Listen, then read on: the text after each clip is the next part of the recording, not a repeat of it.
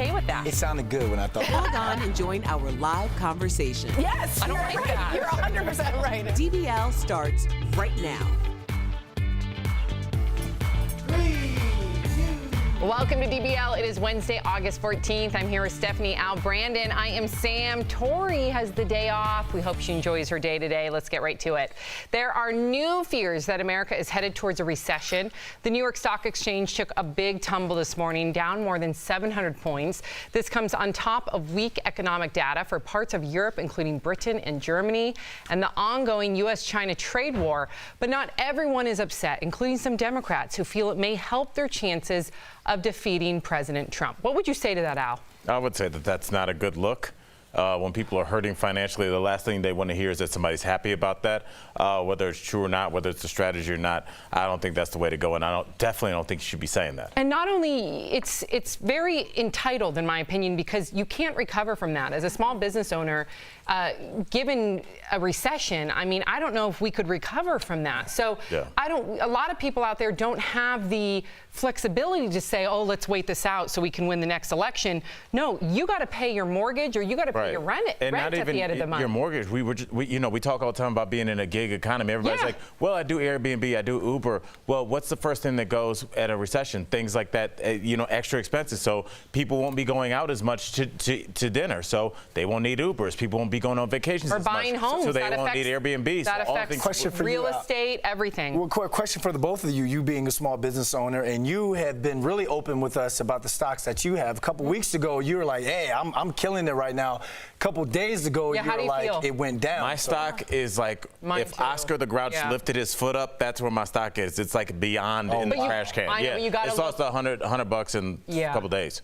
Yeah, just that's one particular Just that stock. one stock, yes. I feel you. I mean, just a and red this is line affecting England too, straight down. so I'm sure that, of course. Well, that your family is worried as well. Well, of course, it's all stemming, obviously, from we're at like two massive trading markets are at absolute war. On top of that, we've got Brexit, which is affecting the pound. It's absolutely slumping. I forgot about Brexit. Yeah. So even if we go ahead at the moment, we're still going to be in a really bad position. If we have a no deal, we are going to go into recession. And business analysts are saying within 2 years, America is going to be in recession from this. Terrible. So by 2021, the scenarios we're hypothetically talking about are going to happen. Yeah, it's terrible. It really is. All right. Well, chime in, DBL Nation. We do want to hear from you. A famous reality TV family is set to be arrested by federal marshals today. Todd and Julie Chrisley, you know them from USA's Chrisley Knows Best, have been indicted on charges that include tax evasion and wire fraud. They could face 30 years behind bars if they're found guilty. Their lawyer says the allegations contained in the indictment are based on complete falsehoods. The Chrisleys are innocent of all charges, and on Monday, Todd Chrisley posted to Instagram saying, in part, there's been a cloud hanging over Julie and me and our entire family for the past 7 years. It all started back in 2012 when we discovered that a trusted employee of ours had been stealing from us big time. So this is I don't know who's telling the truth. It seems like there's two sides to the story, and then there's the truth, because in reality, not only are they indicted, Al, are they being charged, but their accountant is. So to me, it looks like there's a lot of details here that we have yet to find out about, and if they are victims in any way, shape, or form, I hope that they find vindication. Yeah, and you see this in sports a lot. You see guys try and hide money and try and do things, or they just get robbed by their accountants or whoever their financial advisor is. But I want to take it back to what Todd said, because he said that this former employee also created false documents and forged their signatures. So I'm wondering, does that get them any leeway in the eyes of Uncle Sam? Perhaps if they have the evidence. None of us are tax experts, tax evasion experts, but I am Sam. You are. I wouldn't be surprised. I actually wouldn't be surprised. I know where to go to an HR block and sit there, wait for them to call my your name. numbers. But as a business owner, are you worried about that? I've never thought about that, and perhaps I should. You know, when you hire people, you should vet them. You should make sure that they're trustworthy people. It happened to my father. It did. And he owned a small business. I mean, he was a lawyer. One of his employees? Yes, one of his employees went into petty cash and took Cashless is back. This is in the 80s. Like now people have QuickBooks and like you can, but like my dad just didn't. Now it's sophisticated, Yeah, and back then, my dad wouldn't have missed $300, but you do that over and over again. And it just created, I mean, it affected the last third of his life. Wow. Definitely. I'm so sorry to hear that, I don't think people realize how big a deal it is when an employee steals from you. It's a really, really, really big deal. Yeah, you're trusting them, you're paying for their livelihood, you're believing in them, you hope to bolster them into growth. Right. that's There's an terrible. athlete, running back Adrian Peterson, and not to get too deep into the weeds here, he's still currently playing. He had a great season last year for the Washington football team. I won't say that last name. And he is already in debt. Even though he's still currently playing football, he's lost $100 million because of this kind of thing. So, I mean, you have to watch who has your money. You just have to watch who has your money. It is very important. We do have some new developments in the Swedish assault case against rapper A$AP Rocky. Raquel Villanueva has the latest details at the moment. That's right, Sam. A Swedish court has found rapper A$AP Rocky guilty of assault, but he will not serve any more jail time. This is all for a street fight that happened in June in Stockholm. Now, A$AP, whose real name is Rakeem Myers, has always said he acted in self-defense and tried to avoid the fight, even posting this video as he was followed by the men. Just for the cameras, we don't want no problems with these boys. They keep following us. Look at them. They keep following. Now, the court disagreed, and he now has to pay a fine. A$AP was in jail for a month before the judges on the case allowed him to go home as the verdict was decided.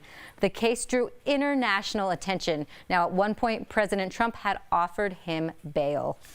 All right. Well, thank you so much, Raquel. Wow. Well, rapper Cardi B is a big Bernie Sanders fan, and the two are releasing a video of them chatting it up at a nail salon. Cardi posted a little tease to Instagram talking about the minimum wage. Take a look. I just felt like no matter how many jobs I get, I wasn't able to make ends meet. Like I wasn't able to pay my rent, get transportation, and eat. That is an excellent and important question, because right now we have tens of millions of people who are earning what I consider to be starvation wages. Can you imagine somebody today earning $9 an hour? It don't make no sense. No, it doesn't. No. So do you think this will increase Bernie's appeal, Brandon? Absolutely, because those are still constituents. Well, like you said, there's tens of millions of people out there who are living off of starvation wages. So a lot of people are going to say, why Cardi B? Why Cardi B? When she has openly talked about how she used to drug and rob men. I look at it like this. There are people out there that where you're living off of starvation wages, you have kids, and you can't live the way you need to live. You're going to go out there and you're going to do what you have to do. So I hear you, but she didn't have kids at the time. And believe me, first and foremost, I can have duality of thought here and say, I love that Cardi B is championing this cause. Yep. I also love me some Bernie Sanders. I feel the burn. And I love a livable wage. As a small business owner myself, I'm not going to hire a lot of employees or any employees until I know I can pay them properly. So that said, though, Brandon, I think in this era of Me Too, I think it's important to hold women accountable just as much as we hold men accountable. If it was a male artist back in the day admitted to drugging women and robbing them, I don't know if that male artist would really get the benefit that we've seen Cardi B have. So when I look at Bernie Sanders' comment section, I see a lot of progressives bringing that up. Even though they love that Cardi B's feeling the burn, they don't like the idea that still to this day she has not atoned and admitted, I'm sorry for drugging and robbing young men. So my question to those comments are we not going to talk about the message, the starvation wages, until she apologizes? We're not going to talk about it because we're having two different conversations, which I think a lot of Americans have. Do you think it's going to help them or hurt them? I think it's going to be a wash, because I think what we have to remember is a lot of people, we have enough money to pay for universal health care for every American. We kind of choose not to do it for whatever reasons. Well, you see what happens when we talk about free college for people. You see the backlash. I paid, they better pay. People don't want people to have anything that they did not pay, that they did not have. So the idea of increasing the minimum wage, the idea, I think it's going to backfire. I really do. All right. Yes. Well, we'll have to wait and see. Yeah, it's a dead issue. I would not touch it. Oh, wow. We'll see. Okay. Oprah and her BFF Gayle King tested out their slang knowledge by taking the ultimate millennial quiz. So do they know the difference between a snack and a thirst trap? Take a look. My favorite snack is barbecue potato chips. And mine is popcorn with truffles. thirst trap. Okay.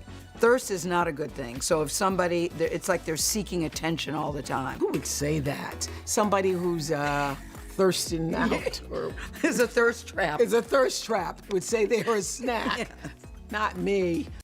Stephanie. Love it. So what are some of the words that you use that would probably surprise maybe the older generation? I actually don't think I do. You know, I actually talk about this in the makeup room when we're getting ready in the morning all the time. There's so many words. I was there this morning. There's so many words, there's so many phrases that in America we just do not use in England. So often everyone's having a conversation and I'll have to subtly say to like Dre, the makeup artist, Dre, what are they talking about? What does that word mean? I'll tell you this stuff. Actually, because I do a radio show called Bob and Tom, and one of the segments that the radio host and myself do is I ask him words to see if he knows what they mean. Like what? So Give us an let's idea. go through it really quickly. Okay. All right, I'll do Steph first. Okay. I actually wrote these down. Steph, if I said something's for the F, what does that mean? For the F? For the F. For the letter F. Followers? Nope. Any guess? For the fun? For free. All right. Oh, I wouldn't know that. All right, Brandon, if I said I was just catting off with you, what did I mean by that? Oh, you were just joking around. There we go. That's There we go. easy. All right. Sam, really quickly, if I told you, hey, I'm Al, I'm Visa, what do I mean by that? I'll pay for everything. I'm money man. Yeah, that's what I would think. No, it means you're everywhere. Like you travel. Oh, I would have thought the same as Sam. Why does it have to be with money with you all? That's you. What about what does let's get ratchet mean? Let's get ratchet? Let's get crunk.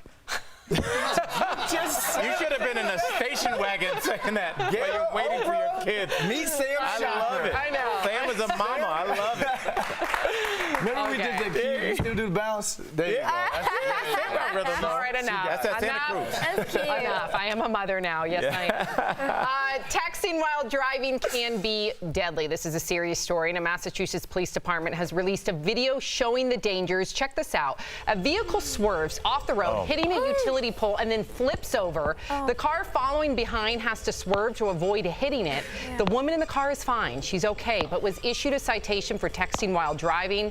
She's lucky she wasn't seriously injured. Here's the thing, Steph. I looked into statistics. First of all, 390,000 injuries a year are attributed to texting and driving. Do you also know that if you text and drive, which is very likely, 1 in 4 people is texting and driving, and 1 in 4 crashes, rather, is due to texting and driving, but you're 6 times more likely to be dangerous on the road than a drunk driver. Yeah, it doesn't surprise me. 6 times more likely, but we don't ban it. I mean, we do have 47 states that have issued you can't text and drive and you'll get a ticket. Yeah. But that scares me, that statistic. It's petrifying, but you've got to think, your eyes are off the road, you're focusing somewhere else, and in those split seconds, you almost lost your life. Anything could. I did. So I wasn't texting and driving, to be 100% clear. My phone was in a holder, and now I turn all notifications off. I have no notifications on my phone. Even if you're doing a sat nav and you're following turn your notifications off because it can be so sat nav is dangerous. GPS, everybody. Oh yeah, GPS. Sorry.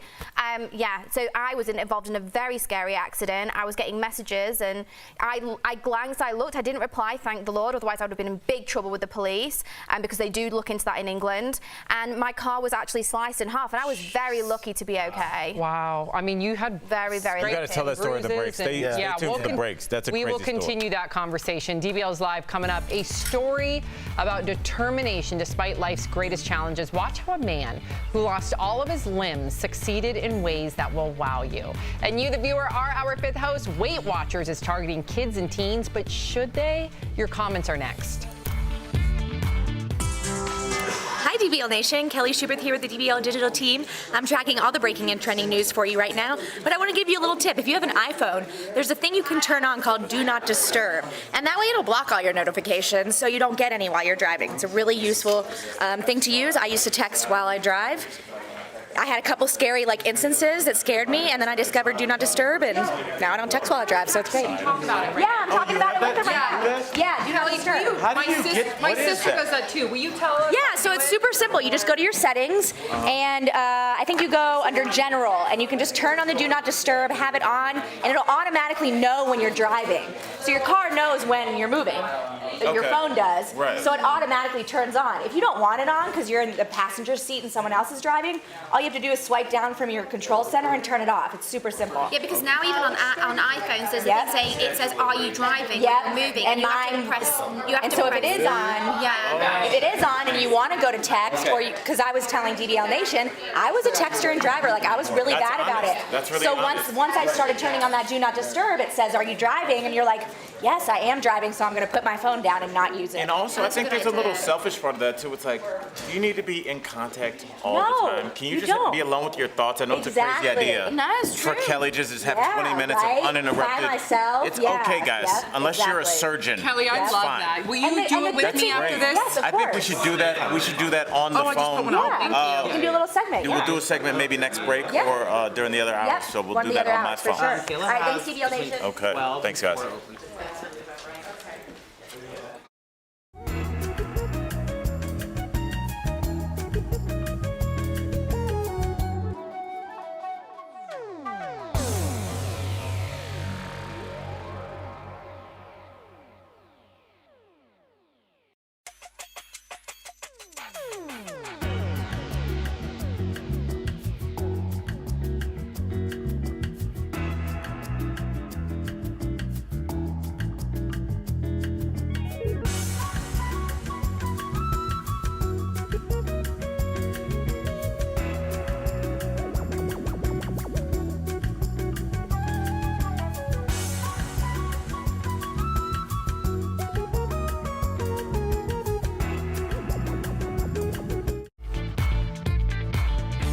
Welcome back to DBL. It is time for Fifth Host. When we talk about what you're talking about, well, Weight Watchers is doubling down on its attempt to market weight loss products to minors. Its first attempt sparked controversy last year when it offered free services to teens.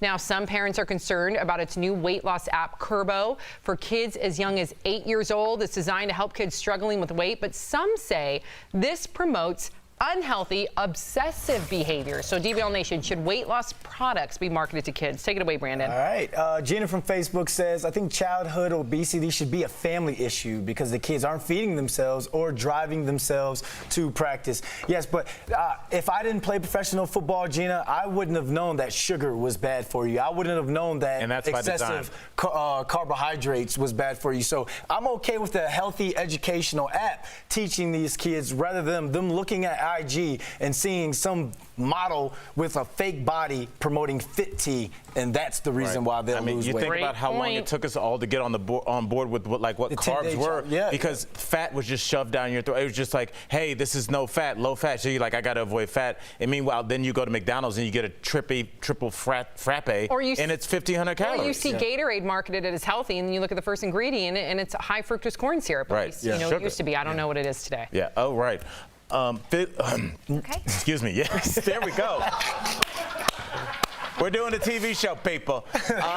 Phyllis from Facebook says, I think this is a great idea. My kids aren't overweight, but I would love for them to be more educated on how to eat healthy and how to have a healthy relationship with food. Phyllis, what an adult you are. It happened to me later in life where I realized what was good for me and what wasn't. I'm a little older. I grew up thinking that white rice was good for you. I was like, this is it, and you realize later that it's not. So anytime the kids can get that information earlier, than better. How could it be bad? I'm going to throw my white rice lunch away now. Oh. No. No, it's okay. Donna from Facebook says, I have a sister who was overweight, and we pretty much ate the same things and played the same sports. We discovered that she had a thyroid problem after years of dieting and persecution. So kids should see a doctor, not a weight loss coach. So I think obviously you know your child and you know what you're feeding them. You know what after school activities they are or are not doing. And I think thank God she saw a doctor. Obviously, if you suspect that your child has anything wrong with them, I always highly, highly advise that. It's better to have the air of caution and to be safe than sorry. However, I do think this app is really great because I think it's a fun way for kids to interact with other people and learn about eating and exercise habits. Well said. Mario from Facebook says this app should be for parents, not for kids. Listen, I hear you, Mario, and perhaps the parents should be involved and they should have the app as well. I think, more kids now than ever before are on their phones. They're looking looking at apps, and if they can have an app, and again, take Weight Watchers out of that, because I get it. You don't want a little kid hearing lose weight, Weight Watchers, Weight Watchers. They're marketing it as a completely different tool where it's called Curbo, and it's more about getting out, having some activity, and also eating things that are healthier. So I think this is a great idea, in my opinion. But thank you for writing in. Coming up on DBL, even though a man lost his arms and legs, he is still achieving his goals in an incredible way. Don't miss Heart Threads coming up next.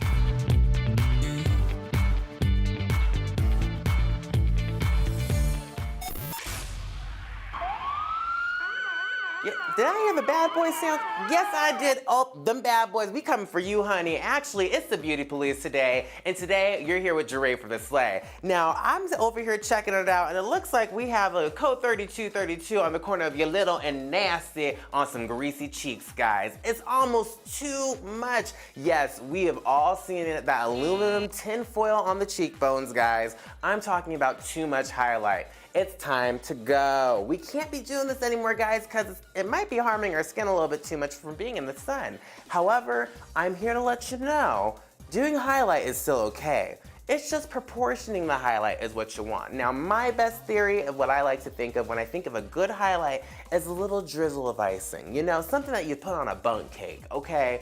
Now, we don't want to get crazy and frost and load it like a cupcake. We just want it to be like a bundt cake. So I got a couple tips to make sure you're not looking like a greasy cheeks, all right? So your step one is going to be to look at the high points of the face only. Too many times I see a lot of people overload the highlight just all over the face and think, I'm just gonna glow today for Jesus. No. You're not J-Lo, girl. That takes a whole lifetime to become, okay?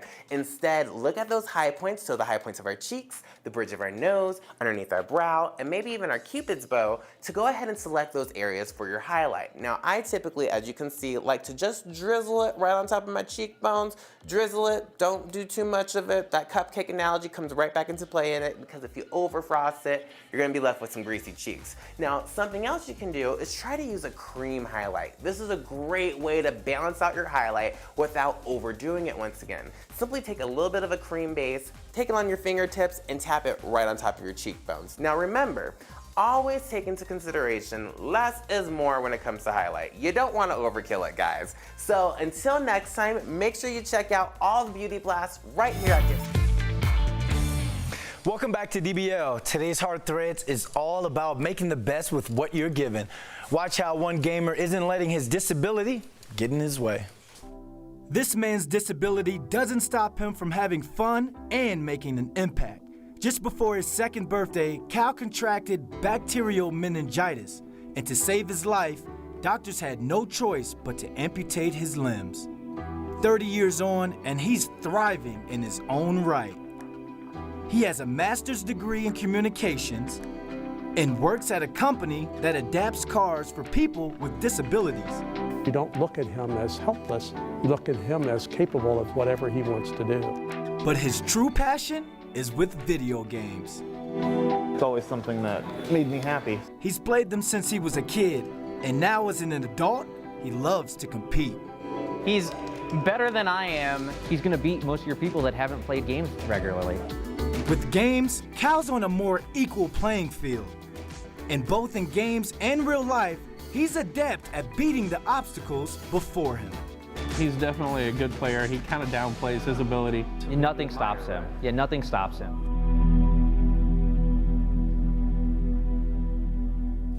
Keep beating them, Cal. We're rooting for you, buddy. We'll be right back.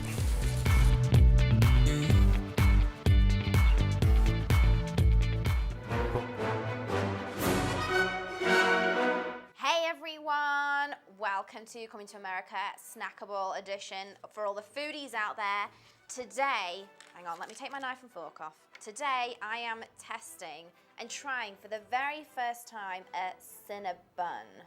Cinnabon. It looks like a kind of pastry with, I'm guessing, cinnamon on it, some kind of white sticky sauce. Interesting. And this came in at around $5. $5? You can get a full meal in some places for $5. Like if you go to, like, I don't know, KFC or Popeyes or Wendy's or somewhere, you can get like fries, burger, chips, same difference. You know, basically, I'm expecting a lot from this due to its cost. All right, I think that is quite pricey for a pastry. So I'm going to use a knife and fork because it's a little bit gooey. I'm going to look where looks the most. I'm just going to try and go straight in for the middle. Let's just go straight in. Now it is a bit warm. Oh my gosh, look at this gooiness. Wait, look at that.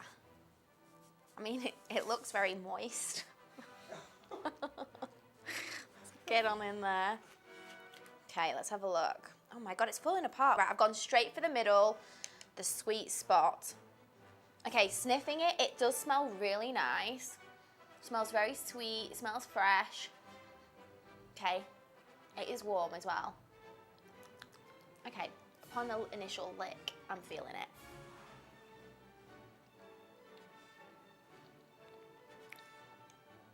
Smooth and creamy. You know what, that's all right, that is.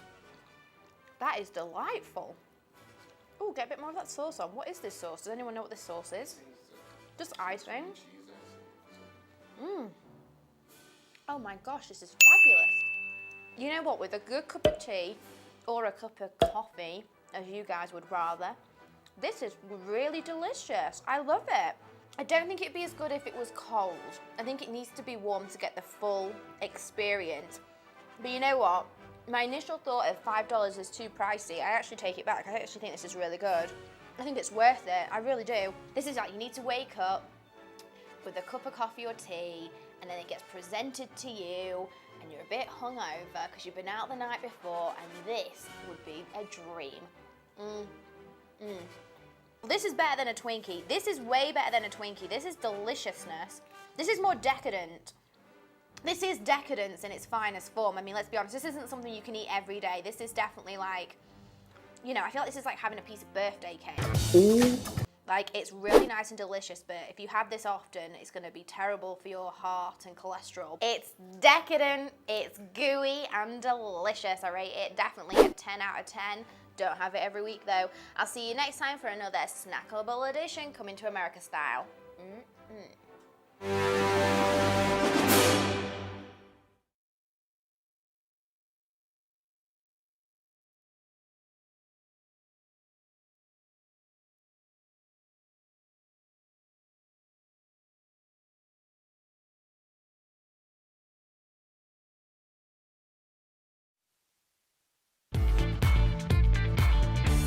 Welcome back to DBL. We love sharing your comments. What do we got, Al? All right, Sam, we have Jacob Henry, who says, in my teenage years, I ate McDonald's 7 to 10 times a week. Wow. And by the time I hit 20 years old, I was 350 pounds.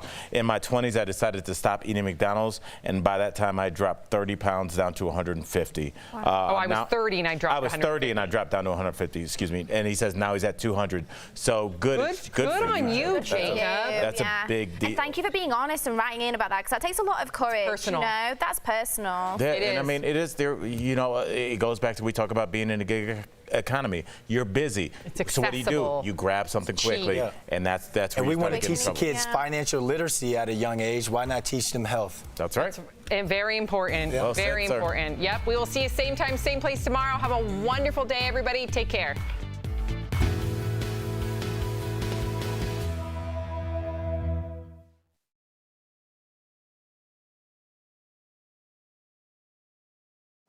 Hey guys, Kelly Schubert here with the DBL Digital Team. I'm tracking all the breaking and trending news for you right now. And I do have a trending story, an update on Miley and Liam's breakup.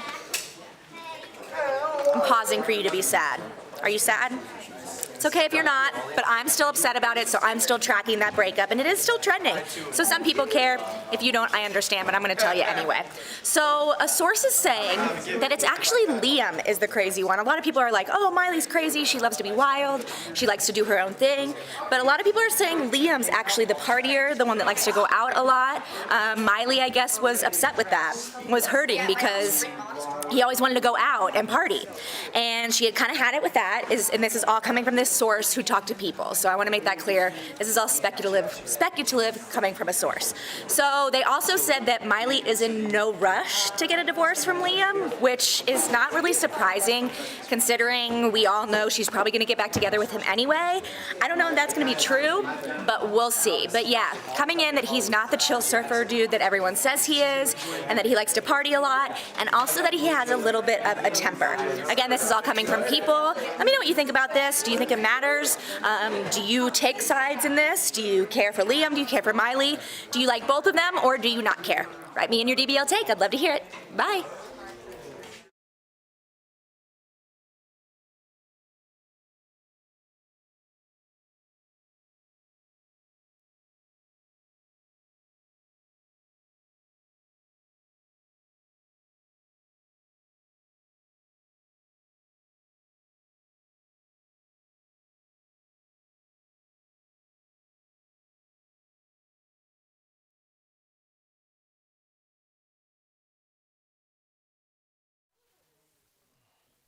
This is Daily Blast Live. We're talking about what you're talking about. Because everyone's talking about this. Always live, always real, always unpredictable. You think this hair just naturally stays like that? Log on and join our live conversation. I can't believe I'm saying this. I do agree with you. DBL starts right now. Welcome to DBL. It is Wednesday, August 14th. I'm here with Erica, Jeff, Al. I'm Sam. Let's get right to it. A Trump official is doubling down on his comments about the Statue of Liberty poem. This is Ken Cucciolini, the acting director of U.S. Citizenship and Immigration Services. He has drawn a lot of criticism after an interview about the Statue of Liberty poem on NPR. You know, the one that goes, "Give me your tired, your poor, your huddled masses." Watch. Would you also agree that Emma Lazarus's words etched on the Statue of Liberty, "Give me your tired, your poor," are also part of the American ethos? They certainly are. Give me your tired and your poor who can stand on their own 2 feet and who will not become a public charge.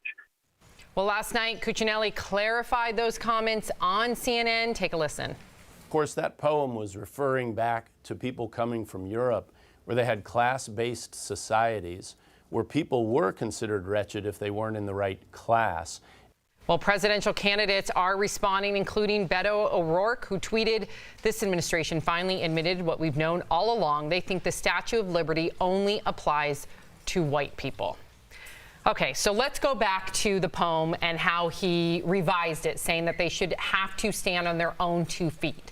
What do you make of that? Especially, and I know you've shared this with our own DBL Nation. Your mother came here, immigrated here on a boat from Italy, I believe. Do you have the photo? Or No, we don't have it locked in, but yeah, I have it. So Maybe what do you make of later that?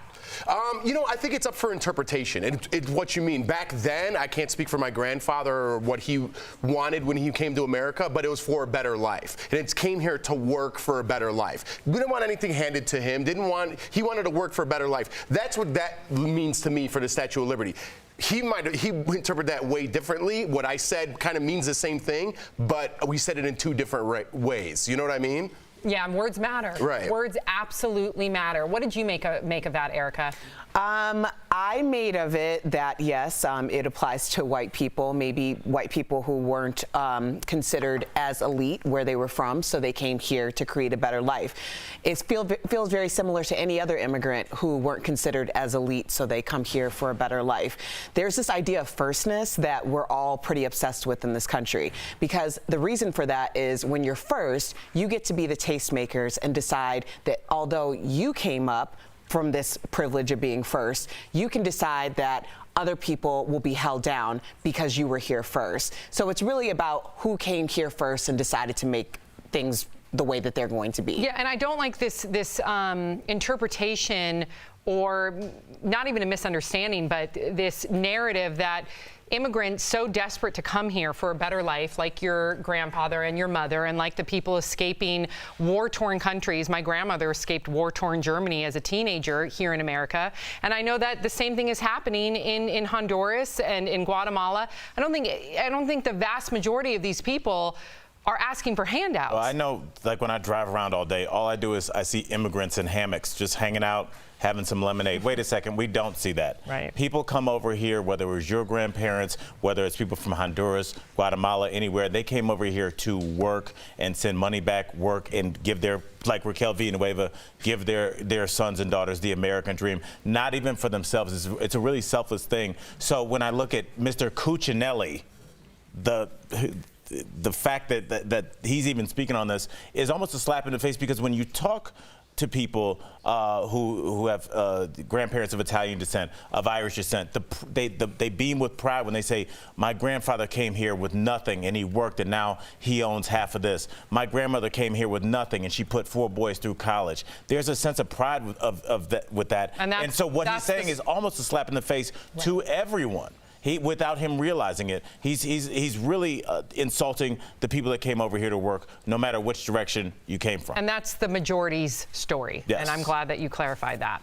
Well, a famous reality TV family is set to be arrested by federal marshals today. Todd and Julie Chrisley. You guys know them from USA's Chrisley Knows Best. Have been indicted on charges that include tax evasion and wire fraud. They could face 30 years behind bars if they're found guilty. Their lawyer says, quote, the allegations contained in the indictment are based on complete falsehoods. The Chrisleys are innocent of all charges. And on Monday, Todd Chrisley posted to Instagram saying, in part, there's been a cloud hanging over Julie and me and our entire family for the past 7 years. It all started back in 2012 when we discovered that a trusted employee of ours had been stealing from us big time. So you're hearing 2 different stories, and then I'm sure there's the truth, Erica. And what's also interesting is their accountant has been indicted and charged as well. So we don't know if they are victims. If they are victims, I hope to God that they get vindicated. But it seems like a very murky story here. The problem for them is that they're not empathetic victims, if they are victims. What happens is, to a lot of people, and this is a really great thing for people to think about as they're climbing up in the world, is you start to lose control of what's coming in and what's going out. You should always know what your financial situation is, because that is going to be your responsibility. It's not going to matter who you hired as an accountant. It's not going to matter who is doing your taxes, because at the end of the day, you're the one that's going to go to the clink. So always know what your financial situation is and be hands-on with everything. What if you're being set up, though? And I don't know the details. I just know that your father, who I'm sure was very responsible with his finances, was taken advantage by an employee. Right. My father had a law firm for years with his brother, and they had like an office manager that was stealing from petty cash and also writing writing forged checks out of petty cash. And once it was discovered by the IRS, it was a really big deal, and it probably affected the last third of his life in terms of dealing with the fallout from that. So having people around your money that you don't we don't know if this is the case, yes, but I'm it just happens. saying that you don't know. I mean, Jeff, you follow football. Adrian Peterson is still in the league, and he is completely flat broke. He's made $100 million because he trusted the wrong people. So, I mean, we see this time and time again. It's really sad, but you have to be diligent with your money. I don't, like, unfortunately, like you said, Erica, I don't know if you can just throw your hands up anymore and be like, hey, I gave it to my financial guy. He's handling it. You can't, even though you should be able to. Yeah. But if you're a victim, I do hope that you get some sort of justice. Let's hope. Rapper Cardi B is a big Bernie Sanders fan, and the two are releasing a video of them chatting it up at a nail salon. Cardi posted a little tease to Instagram talking about the minimum wage. Take a look. I just felt like no matter how many jobs I get, I wasn't able to make ends meet. Like, I wasn't able to pay my rent, get transportation, and eat. That is an excellent and important question, because right now we have tens of millions of people who are earning what I consider to be starvation wages. Can you imagine somebody today earning $9 an hour? It don't make no sense. No, it doesn't. Do you think this will help Bernie Sanders' image and his potential to getting more voters? Perhaps. You know, he's trying to be diverse and trying to find an audience. I think that's what all politicians do. I don't fault him at all for doing that. I've been doing a lot of, background checks, or I don't know, research maybe I should say, on Bernie Sanders. A lot of his ideologies pair up with mine. He's not into big government. He doesn't trust the government. I mean, I'm not going to sit here like on a soapbox, super PACs, I know. which is I'm huge you on. Like money out of politics. Right. So find what you like and kind of team up with that. I don't mind that he's with Cardi B. I mean, it doesn't change the way I think about him. And you know I love Bernie Sanders. I feel the burn. You know that, Erica. Here's my concern with Cardi B. And I can have duality of thought here, and I can say I love that Cardi B is championing a higher workable minimum wage. But would the tides be turned, considering that Cardi B admitted that she has drugged and robbed young men? Would the tides be turned if it was a young male artist who had then admitted to drugging young women and robbing them and then ended up being on Bernie's campaign trail? Wouldn't that hurt Bernie then? There's a double standard I do here. question that, and I know that this makes me a not Cardi B fan. I think her music is great. I have a right to say I have an issue with the idea of someone touting and talking about how they have hustled people in a way that is not in line with my morality. I have an issue with that. And does that change the way I feel about Bernie Sanders? No, because to be honest, I wouldn't have voted for Bernie Sanders anyway. Does that change the way you feel about Cardi B? No, I think what she's doing is really great, because anytime someone tries to reinvent themselves is a good thing. People need to see that, but that doesn't change anything I feel about Bernie Sanders. But you need to look in, sorry, I know we got to move on, but you need to look into politics and be like, hey, you know what, I want the minimum wage raised a little bit. I don't like money in politics. Not because he has a conversation with Cardi B. Agreed. That shouldn't be why you vote for somebody. Unfortunately, some people, or maybe fortunately, aren't going to learn those things unless they see it maybe on Cardi B's feed. That's what I'm saying. So I think it could only help. But if you're like, I'm not a Cardi B fan, so Bernie Sanders is out. That's ridiculous. Agreed. That's ridiculous. Yeah, agreed. DBL's live coming up. Oprah and Gayle take a crash course in popular slang. Will they pass or fail? Then, have you lost your mojo? Life coach Dr. Holly is here to talk about regaining that magic in your 40s, your 50s, and beyond. And you, the viewer, are our fifth host. Weight Watchers is targeting kids and teens. But should they? Your comments about that coming up next. Hey DBL Nation, Kelly Schubert here with the DBL Digital Team. I'm tracking all the breaking and trending news, but right now, we're gonna go to the desk and see what's going on with our host. Let's go. Hey host, what's happening? Hey. What's up, guys? I like that top. Thank you. Yeah. Very cool. Very stylish. It's Wednesday, guys. Are you feeling the burn? I don't know. I don't know enough about Bernie Sanders. I'll have to I don't know a lot. I don't know enough about him Okay. either, but he does a lot of things I talk about is like money in politics and where the money goes and like rich get richer, you know, all that type of thing. He's kind of got the same similarities on those viewpoints as I do. But I don't know enough about him all around. You know what I mean? But I don't know. I do want some of the corruption taken out of politics. That's the only reason why. It's weird, yeah. I mean, I think a lot of people want that. It just seems like the things that, the few things we all do agree on, not even those get taken care of. And I think a lot of people are like, I don't want money in politics.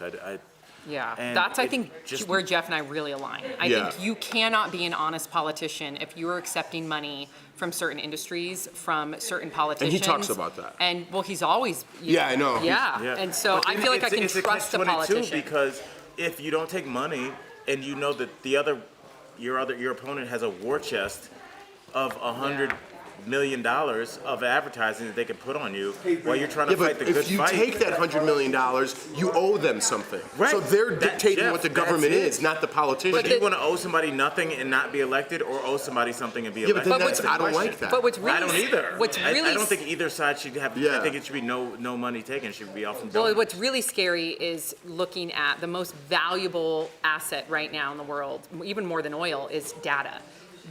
And when you look at the 2016 election with Cambridge Analytica and with how data was used to utilize the psychology of American voters, that's what scares me the most. I hope that both sides of the aisle somehow are going to have an equal, even playing field without being able to utilize and manipulate data. I would really be fascinated for everybody watching to take a screenshot of like their top 5 Yahoo or Google stories that they're given and see how different they are than what comes up on your phone. We all get different stories sent to us every day, and it curates and shapes how you view the world.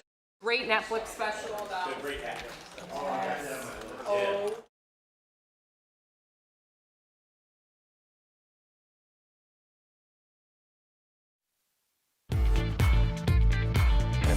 Welcome back to DBL. It's time for Fifth Host, when we talk about what you're talking about. Weight Watchers is doubling down on its attempt to market weight loss products to minors. Its first attempt sparked controversy last year when it offered free services to teens. Now, some parents are concerned about its new weight loss app, Kurbo, for kids as young as 8 years old. It's designed to help kids struggling with weight, but some say this promotes unhealthy obsessive behaviors. So DBL Nation, should weight loss products be marketed to kids. All right, Sam, let's get to it. Laura from Facebook says, weight loss and being healthy are way different. Yes, show kids how to be healthy and not how to lose weight. I think once you're healthy, the weight will kind of follow suit. I do think teaching kids at a young age that eating right is going to make them feel better. They'll have more energy. They'll think better in school. It's just an all positive thing, and I wish I had learned some of the things that my kids already know. Kyle from Facebook says, I was a fat kid and it wasn't fun. I would have benefited from this. Kyle, I think a lot of people can empathize with that situation. I call this cafeteria Kathy as the alternative, because what happens is all these kids are in a cafeteria and someone decides that they are the voice of this is how you stay skinny and you lose weight. Then all of a sudden you have kids coming up with this child science about what they should be eating or not eating. I think it promotes very unhealthy lifestyles. It promotes anorexia. It promotes bulimia. And this is a way of them having an informed way of deciding what they're going to eat and when. So I think it's really important that they get the information. Instead of cafeteria Kathy. Cafeteria Kathy is not dangerous. Good. Very dangerous. You're right, Erica. You are absolutely right. All right, guys. Tammy from Facebook says, I think 8 years old is way too young to encourage kids to lose weight. Maybe the program should be for parents and teach them to encourage healthy habits as a family. Tammy, you're absolutely right. 8 years old don't drive themselves to McDonald's and get Cokes and hamburgers. Your parents do. So it's definitely should be on the parents to put in their mouth what they want their kids to eat. Did that make sense? Yeah. Yeah. That actually did. It got off a little bit. It sounded weird, but it was right. A little bit weird. You're good. Yeah. You're good. Coming up on DBL, Chrissy Teigen is an open book and showing the world what she does to stop sweating. But first, weight gain and menopause are part of getting older. And nutrition expert Dr. Holly is here to help you feel sexy at any age. Don't miss her life-changing advice next.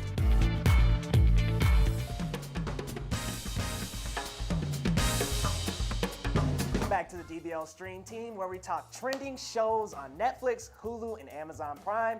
I'm Leo, here with Kelly, and let's dive into our first one, the Hulu original 4 Weddings and a Funeral, based off the movie, and it actually stars the girl from Game of Thrones who plays Missandei. She's in a lead character role. She doesn't feel like Missandei in this series, but I can't look past Missandei. Yeah? I can't. Do you feel like when you see her, that's all you envision? I do. I think she's one of those characters that I can't get past the Game of Thrones thing. So that was the first thing for me. And then I couldn't, and I know I shouldn't compare it to the movie because it's a 10-episode series, but I couldn't help but compare it to the movie. The movie was such a good rom-com. It's a classic rom-com. Everyone loves that movie. Yeah, and this just didn't match up for me. And it didn't really, it had the drama. Let me say this. The first couple episodes had the drama. Yep. It had the heart intense action. Yeah. But it just, after that, it kind of just went downhill, unfortunately. I would say after the second episode, things kind of just started which is falling a apart bummer little. because writer and producer Mindy Kaling, I love her, but I feel like it could be a little bit more effort. I do, and I can't help but compare it to the movie. So Yeah, but that's a big hey, part of it. check it out streaming on Hulu now. And our classic pick this week is on Netflix, so you guys can join in. It's the Andy Griffith Show.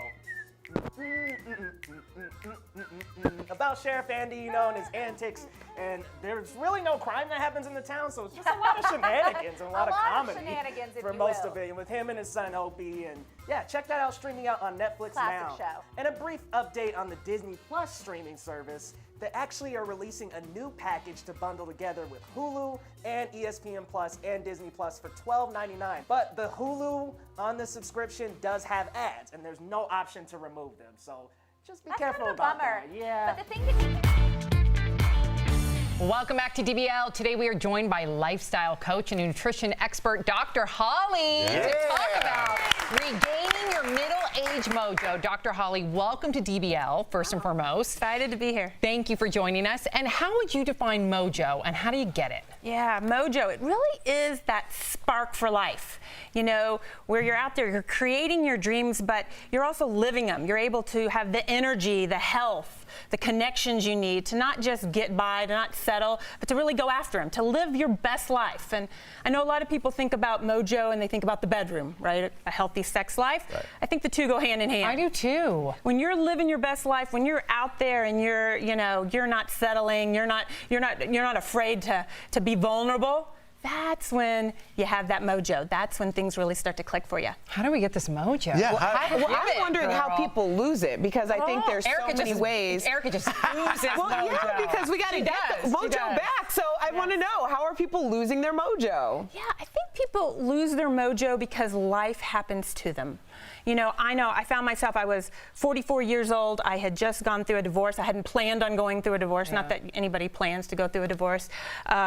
All the dreams, what I thought I was going to do for the next 40 years suddenly changed, right? Lost my mojo, didn't know what I was going to do, kind of had to get it back. And I think life happens. It may be that you have an illness that throws you off your game. It may be that you spend all your time taking care of kids or your spouse and you forget your dreams, and that gets in the way. So life happens and you kind of lose your mojo, or you forget what it feels like. You said something interesting, to get back your mojo. How do people know it's gone, and how do you get it back? That's a good question. It ain't there. For real. It's true. I think you have to get quiet at some point and say, you know what, am I living my very best life? Am I living the life that I'm meant to live? Or am I just getting by? Am I just settling? When I get up in the morning, am I excited about getting up? Or am I just going through the motions?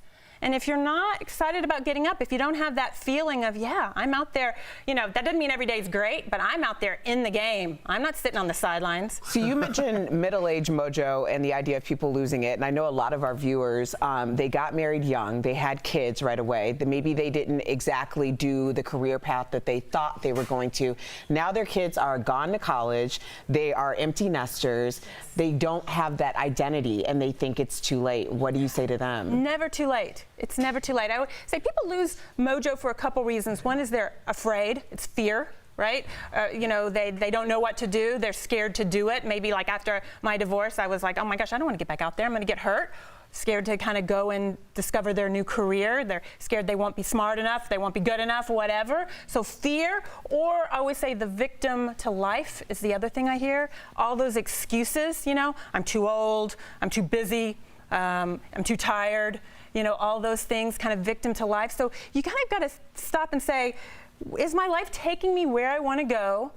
And am I scared to do it? So if you have that excuses, if you have that epiphany, what are some tangible things our viewers can do right now to get their mojo back? So maybe talk even about the first thing they should do. Yes, The first thing. So if you're there and you're kind of scared, and that's fear. Fear-based is so common. I would say action conquers fear. So take an action step, even if it's a baby one. You know, for me, the thought of like getting on online dating, that was way too much. But it's just lunch, that was like a toe in the water. And even though it didn't result in me meeting my soulmate, it got me moving. Yes. So take a baby step in the direction you want to go. Action conquers fear. It's something you can do right away. I love that. That's just a good affirmation. Yeah. Action conquers fear. Thank you very much. DBL Nation, you can find Dr. Holly on your favorite social media platforms at Dr. Holly Wyatt. Dr. Holly, thank you so much for joining us. Thank you, girl. We'll be right back. Promotional consideration is brought to you by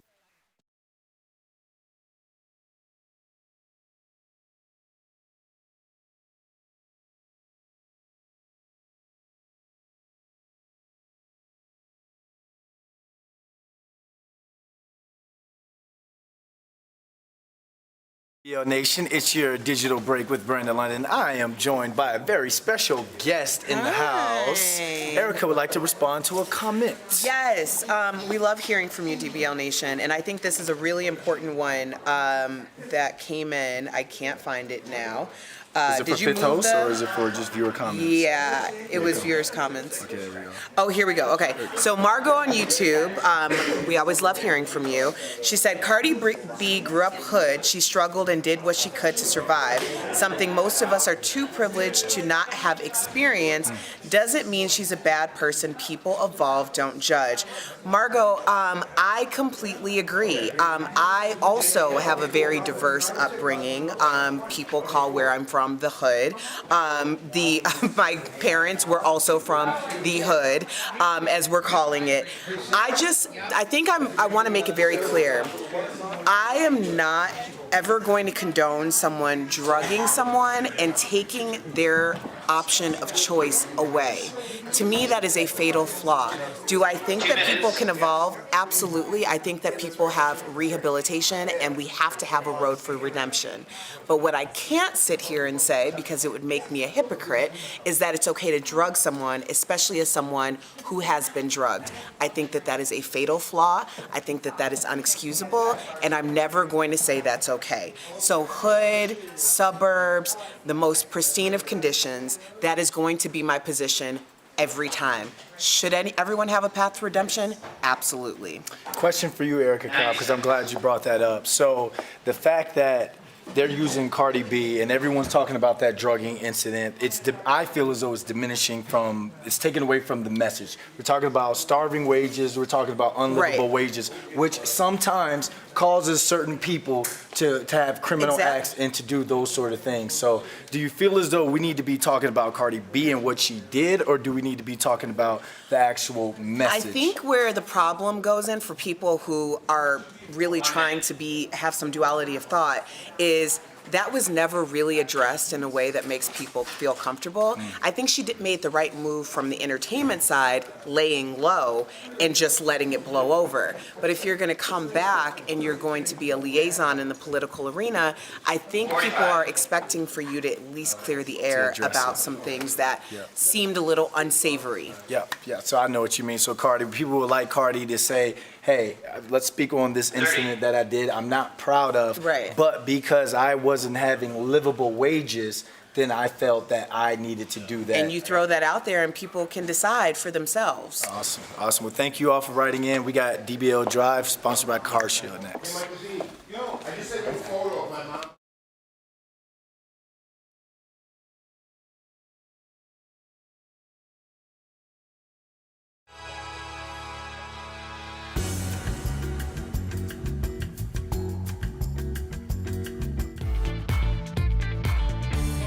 Welcome back to DBL. Driving through a new city can be refreshing, but it can also be super stressful. That's why co-host Tori Shulman and I share tips in this DBL Drive presented by who, y'all? CarShield. That's right. You know, I do appreciate the beauty in going to different places. And the first time I ever came to Denver performing, I rented a car. I flew in the dead of night, went to the hotel, woke up, and got my rental car to go get something to eat. And I saw what we're looking at right now, those mountains. Those beautiful mountains. And I was just like, this is 10 years ago at least, and I was just like, people go to work every day and look at this? Yeah, if you haven't been around mountains, it's an incredible thing. Yes. And that's why I got my place with the view. I was just like, I need to drink a cup of coffee and look at these mountains every day and calm myself. Oh my God, that's so great. So yes, Denver definitely swept me on my feet. I was always like, I'm never leaving California once I live there. Denver has made me absolutely fall in love. And I absolutely think, yeah, the traffic's getting worse, but nothing compares to how bad LA is. So I'll take it any day.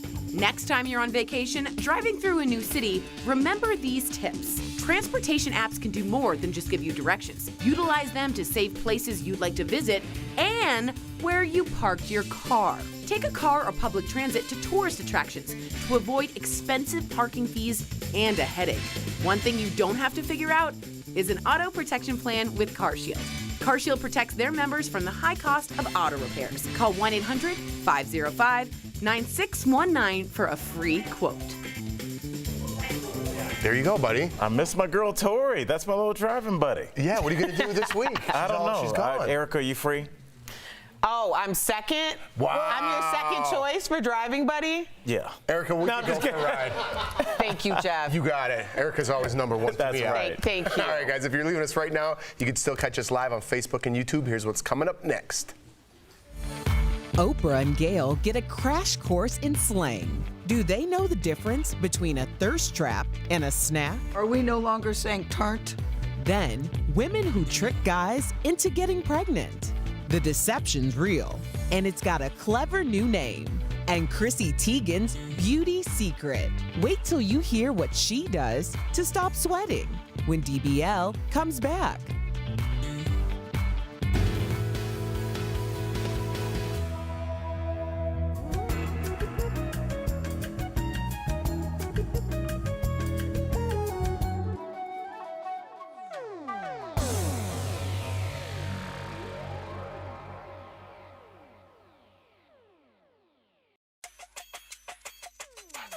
to do. He just walked right by here. So I had a chance to see a movie last night, DBL Nation, called Good Boys, and a review on that is coming up later. Kids these days, that's all I gotta say about that so far. Anyway, I have a story about Queer Eye cast member Jonathan Van Ness. Sadly, one of his cats jumped out a window and he lost his cat, but he's now adopted 2 kittens and they are very cute and adorable, and it's a new happy story. And I just wanted to say the person behind this camera, and I wish we could turn around, also adopted a cat, which I really want to see. So I'm gonna just yell questions at him and see what he says. How old's your cat? 1.5. He's a year and a half. What kind is he? Orange tabby. Oh, God, I once had an orange tabby. His name was Tigger. It was the best cat you could have asked for. What's his name? Her name? Oliver. This is very cute, DBL Nation. I love hearing about adoption stories. So tell me about how you adopted your pet, your cat, your dog. If you can send us a photo somehow, I want to see them too. Let us know, and I will talk to you next break because I need to see a photo of Oliver right now. Bye, guys. For real. Where's the photo?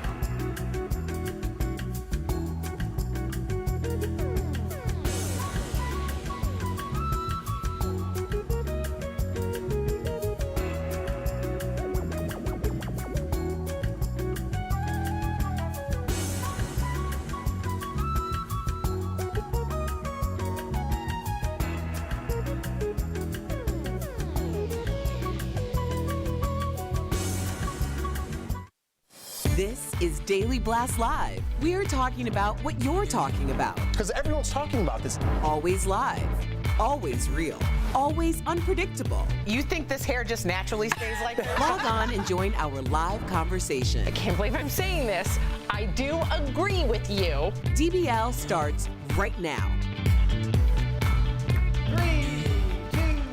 Welcome to DBL. We are live. Let's get to it. Oprah and her BFF, Gayle King, tested out their slang knowledge by taking the ultimate millennial quiz. So do they know the difference between a snack and a thirst trap? Take a look. My favorite snack is barbecue potato chips. And mine is popcorn with truffles. Thirst trap, okay. Thirst is not a good thing. So if somebody, it's like they're seeking attention all the time. Who would say that? Somebody who's thirsting out. Or is a thirst trap. Is a thirst trap would say they are a snack. Yeah. Not me. Wow, I love it. Erica, what slang is there any By the way, slang? do you guys know what a snack is? Isn't that like I do know what a snack is, but I'm the whole meal. No. Girl, yeah, you are. Yes, she is. So a snack I always thought would be like a side piece. No, it's just a good-looking person. Oh. really? Oh, I thought it was a side piece. No. Yeah, but that you want Like I'm just gonna have my snack. No. And then I got my whole meal at home. Oh, I can see that, but no. Yeah, you want that good-looking person to be your snack, right? Yeah. I think you're right on. Yeah. I am right on? To me, you were. Oh, see, he's on my side. I don't think so, Sam. Oh.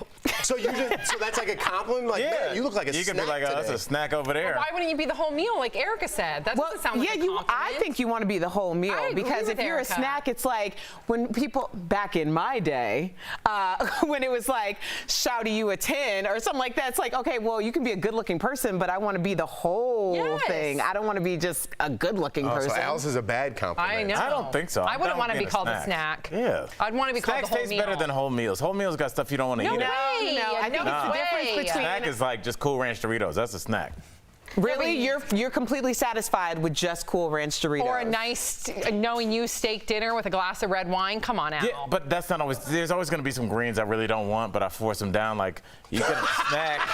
You could just like a couple. Well, those chocolate-covered white Oreos. Those greens serve a purpose because they'll keep you regular with that bag of Cool Ranch Doritos. Yeah, Erica said it all. Wow. She said it all. Mm-hmm. Yep. All right. I think we closed that segment down. 2 commercials making the rounds in the UK are banned for promoting harmful gender stereotypes. We're going to play them so you can decide. First up, an ad for Volkswagen. Watch.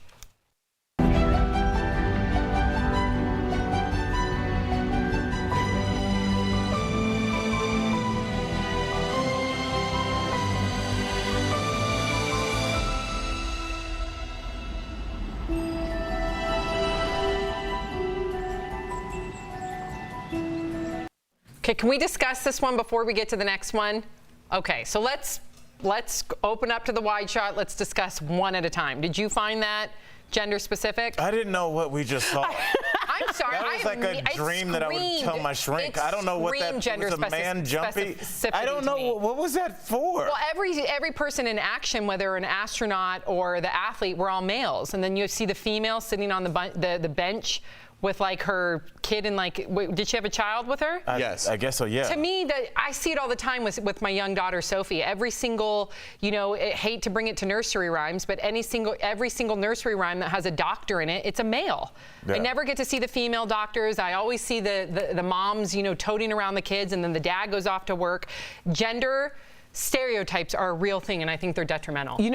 Until I was with Al until you said that, because I can't remember who the comedian is, forgive me, but he brought up the fact that his daughter thinks that every doctor is a black woman because of Doc McStuffins. Exactly. Really? And That's a beautiful thing. My niece, the same thing. I'm just happy to see that there's female representation, because I don't see that at all. I don't. We'll go there, but let her finish. Okay. But no, my niece Rita, the same thing. She believes that every doctor is a black female because of Doc McStuffins. So I understand why we're having this conversation. Obviously, representation matters, but also just the ideology of the psychology. Right. I know. It's brainwashing. So it is a thing. I didn't see it the first time, but when you brought up the doctor thing, I can understand that. But this isn't our country. So why do we care what their ideologies are? I think it's important because if we're seeing rules in other countries that work or maybe shape young people's minds, it doesn't mean that we can't adopt those rules. Families drive around on a motorbike with 6 family members. We don't do that here. We have laws against that. Why are we looking outside our country for what's going on in our own country? I hear you. If it's something that works, in my opinion, in a different country, I'd be more than happy to adopt it. So it's interesting to me. But you mean like our gun control laws? I think that's hey, that's a wonderful point. Took that down the dark path. And now here's an ad for Philadelphia cream cheese. Weigh in, Jeff. New dad too. Wow, look at this lunch. Yeah, hard to choose. Oh, this looks good. That's really good. Well, that's the Philadelphia. Yeah. Let's not tell Mom. See, that sucks too. Like all dads are careless. I see it that way. I'm sorry. I thought my husband is so diligent with my daughter. He's probably more cautious with my daughter than I am, and I'm a very cautious mother. But I don't like that gender specificity too, that you all of a sudden, if I drop off the baby with you, you're all of a sudden the babysitter. No, it's called co-parenting for a reason. But in that ad, it made it look like you were the babysitter, and you're like, oh. There have been. I mean, how many ads have we seen where they go, "It's so easy, my dad can do it"? There's always and that's not cool either. Yeah, there's always this kind of like the bumbling father where the kids are like, "Dad, I'll show you how to use that app." It's kind of like the outdated dad. How does that make you feel as a father of 3? I just, it doesn't. Like, I'm going to be the best father I can be. I understand that these commercials, and I've said this before when it's been a commercial where remember there was the commercial where they were making fun of women's cellulite, just kind of like dimples are cute except on your thighs or something like that. The only reason I'm not defending that, I'm saying that advertisers have 30 seconds to get you to stop. Like, Sam, over here, look at my product. And so they have to kind of already go with predisposed stereotypes because they only have 30 seconds to talk to you. So I'm not saying that that's right. I'm not saying that's right. I'm just saying that's they're like, okay, we have a husband and wife and they're in the car. So you're automatically assuming certain things about that couple. It's so powerful, Al. It's so powerful. Let me just throw this out there, though, because the reason why we have been touting representation matters is because so many things are underrepresented. People do not see themselves. Are we going to get to a point where everyone is so determined to do the right thing, to show the right thing, that we don't have anything to compare it to? Yeah. Like there's no fear contrast. that if representation matters in one respect, then it also matters in another respect, because it's not like the ideology is going to go away. It's just going to become underground. So now we're dealing with covert ideology, which is far more dangerous, in my opinion, than overt ideology. I just love that we're having the conversation. At the end of the day, I just love that we can look at it, talk about it, and then use our critical thinking skills. I know we have to move on, but Sam, really quick question just for you. If that had been the same commercial with 2 women and she had put the baby on the conveyor belt and eaten the bagel, would we not say that this is saying that women are? People would say that's a careless mother. No, right. they wouldn't. Yes, they would. No, they wouldn't. Mark If it was my a glass of your favorite champagne and it was like mom's. Mark my word. You No, they see wouldn't. how your followers react to if you and Jordan post one Because thing? listen, nobody in life has ever been like, I can't become a doctor because I didn't see it on Doc McStuffins, or because of this commercial, or because of this nursery rhyme. Losers find excuses of why they can't be who they want, and they'll point fingers of that reason. Winners go and do what they want to do. You could say any ideology you want. You could do whatever you want. People are going to find excuses why they didn't succeed and why someone else did, as opposed to just succeeding. I don't know about that. I don't agree with that. I do. I don't either. I've never ever thought I was put down because of a commercial or a Coca-Cola commercial. But you're not in the minority, Jeff. But I don't. All right. I'm just saying. It doesn't mean I don't have difficulties along my path either. I understand that completely.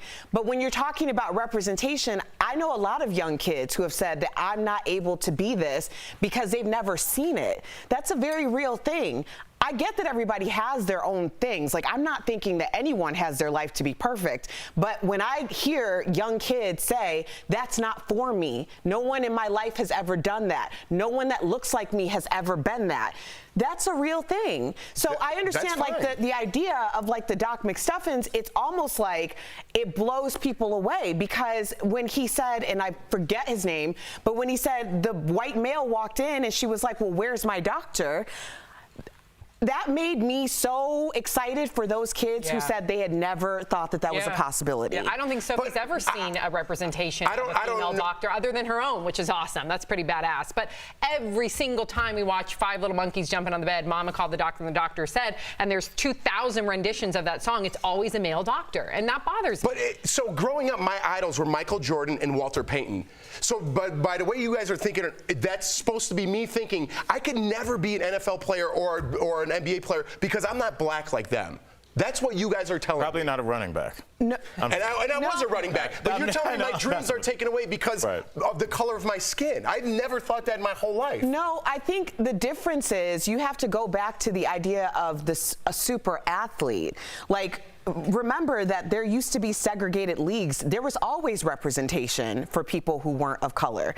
The idea that people of color came in and excelled in that way and it was celebrated was very new, and it's probably something that our generation was one of the first to truly appreciate in a way that we didn't feel like it was a discriminatory I totally get what you're saying. Don't think it's like going over my head. No, I don't at all. I don't, but just because the color of your skin or looking at something, just because that doctor is black or that doctor doesn't mean I can't be that. Just because it's a woman, I look at it as a person. I know, but as like, it's a black person, it's a white person. It doesn't matter. A person went to the moon. I don't care what color they are. I could go to the moon. That's what I'm going to teach my kids. I love that about you, and I love that you, and believe me, I know you faced your adversity, so please don't. And I'm not trying to say, oh, poor me. I'm just trying to say, of course, nobody takes it that way. I just want you to see it too, like as a young girl, and this is a young girl who doesn't even have to face the adversity as a young black girl like Erica, but as a young girl, and I'm almost seeing it through my daughter's eyes, and I have these conversations with my mom when she was a young girl, and Erica's mother has a whole different avenue of a new slew of adversities that she faced that my mom didn't have to face, but it's different than what a young boy has to face. It is. It's completely different. Well, I have two young boys, and I'm going to teach them what I think is right, even though your ideologies might not be right. They're not going to see in that commercial that men are flubbing all over or women do this. Yeah. They're going to see you could do whatever you want to do. I don't care what color you are. I don't care what gender you are. You could do whatever you want to do on this planet. Don't let anything hold you down, let alone a Philadelphia cream cheese commercial. Yeah. Right. Well, that's you as a parent, and that's wonderful that you can parent your kids to see outside of what society is shoving down their throats. But a lot of kids don't have that, so you're lucky. Last point, don't forget, we are evolving. It's slowly and it's happening. But like, what are the last couple movies we've seen in the last 2 years? We've seen Wonder Woman kick butt in the box office. We've seen Crazy Rich Asians, and also Black Panther. The Marvel girl, whatever her name was. She just had the Brie Larson. Brie Larson and Captain Marvel. She was Captain the captain. Marvel, yes. Awesome. And so you now have young women watching Star Wars, and the lead is Rey. she was the protagonist in that. So like we are seeing things happen. It's just happening so you don't notice it because you're like, oh, Star Wars. So, but now when your daughter watches, she's like, yeah, I expect the female lead to have a But I don't remember that as a young kid. Right. Even though I had Wonder Woman as a comic book. It was Snow White laying around waiting for a prince. I had princesses to look up to. Yes. And I never was a princess type of girl. So I love that we're having this conversation. But were you a prince type of girl? But there was no. I loved me some prince too. Watching growing up, there was no male chefs. Now there's a male chef everywhere. But growing up, I still like to cook. It didn't mean it didn't stop me from cooking. I do agree with you. People do have to make decisions for themselves, and if that means being more competitive in order to compete, then that's how a lot of us got here. Yeah, no, I agree with that. I agree with that. But finding excuses, I feel like, aren't the answer. But I get what you guys are saying. Love the conversations here on DBL. Coming up, a story about determination despite life's greatest challenges. Watch how a man who lost all of his limbs succeeded in ways that will wow you. But first, a suspected wedding crasher is wanted by the law. Stick around before she winds up, at your wedding too. Oh my gosh.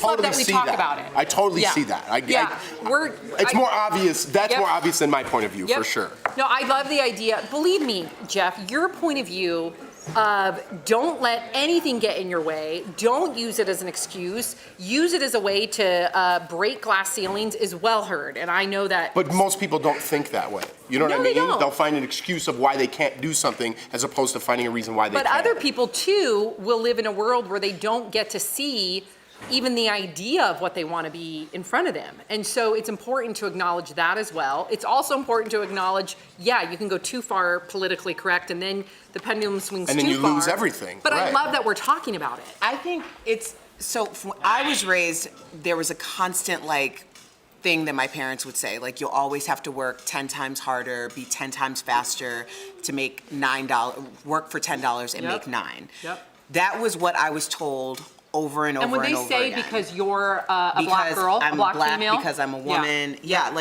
they would tell me that. So that I was prepared for the world so it didn't hurt my feelings when it actually happened. So I think, if anything, it motivated me to want to do more and be better, even though I realized that it wasn't always going to be fair. It's just the way that I'm built now. So if you don't have, but I had two parents who told me that all the time. So if you don't have that, then I think you really do fall into the trap of just believing this isn't for me. This isn't where I belong. And that's that's the verbiage that you hear. Oh, that's not for me. Right. You know, I just remember being a little girl and I never really related to Disney princesses. So I would relate to the He-Man versus, and for me, I wish I would have been able to have gone to a Wonder Woman. I know you could have the comic books, but it would have been nice to go to a movie and see Wonder Woman. So I don't know. I think it's a good conversation. And I am ticked off about the 5 little monkeys always having a male doctor. Enough. Get one.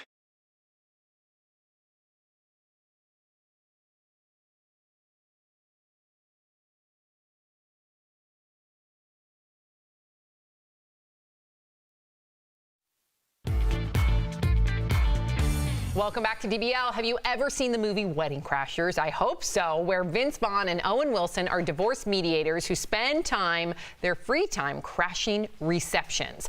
Well, authorities in Texas are looking for a real-life wedding crasher. Police say she sneaks into weddings. She steals their gifts. She was caught on surveillance video at a recent wedding, and they think she's done this at least 5 times since December. That is so low. First of all, is that picture of her at the wedding? No, unless the wedding was at that just Walmart. a random picture? I guess so. It's just some recent surveillance footage of her. That's a Home Depot. Yeah, that's very strange. That's for sure a Home Depot. Yeah. Well, they get surveillance on her? Yeah. on somebody's special day. I know. That's. I know. I mean, I feel like that should be a different kind of punishment. Especially because there's a lot of envelopes with cash in there. Yeah, let me tell you, that's how thieves operate. So you really have to be careful, especially on social media. Anytime there's a funeral and you put that in the obituary, just be aware that people clarify. in And also, the obituary, tell it'll everybody your tell dad you. ran a funeral home. My dad owns a funeral home for the past 20 years. But if there's a funeral, any big event that's publicized in a newspaper or social, then people who are pieces of blank will read it and see what time you won't be home, and then they will rob you. Wow. So it's always when things are happening that you're not paying attention that someone is you're a soft target. Exactly. Capitalizing. Wow. I mean, well, let me ask you this: is it still stealing then if you just go there and just drink up all their alcohol? Is that stealing? Why not do that like a normal person? If you're going to crash a wedding, just drink alcohol. Don't steal your gifts. Yeah. I'm just saying, if you have to do it. Are we not going to wedding traditions? I'm confused. Okay, keep it to this discussion. All right. Okay. Well, I think I ruined that. Oh, wow. Now, well, isn't that can't those people be prosecuted as well? If you paid and somebody comes and eats. Tell what happened. Al ruined the whole segment. You want me to say it? Yeah. I asked a follow-up question about something else. We had a whole other segment to get to. It went to a one-shot on Sam, and every time it goes to one shot on Sam, you always chime in and say, hey, let me ask you guys one more question. And it ruins the timing of the whole thing, and then the prompter has to readjust, and we all have to readjust and kill 30 seconds. I want to make sure you guys know we're live. Doing y'all a favor. So there you go. I just wasted 30 seconds. And I love but that's how it works. And I love that you called the elephant out in the room, because that's exactly what happened. Yeah, because we all just sat here like, Al. Yeah, I knew when you guys didn't look at me, it wasn't good. All right, coming up on DBL, even though a man lost his arms and legs, you guys, he's still achieving his goals in an incredible way. Don't miss this Heart Threads coming up next.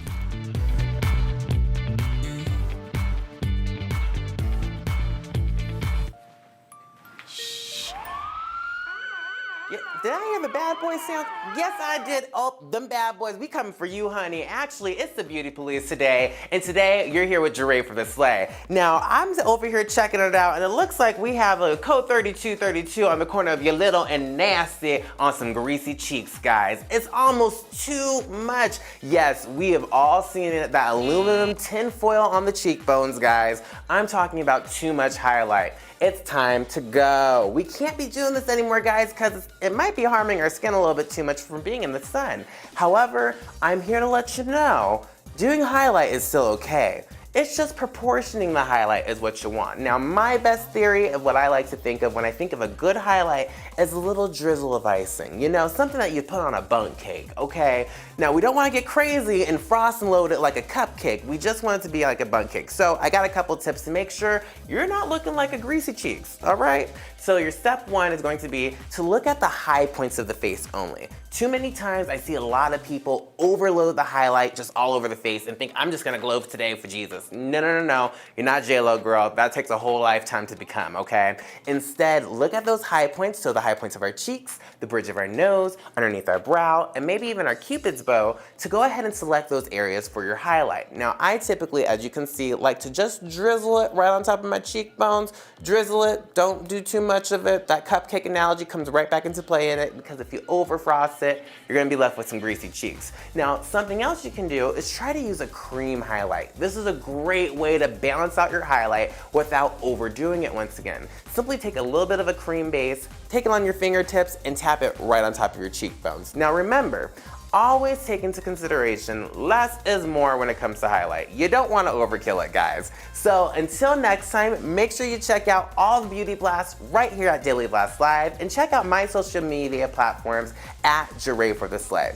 We'll see you guys next time, and don't be over greasing those cheeks.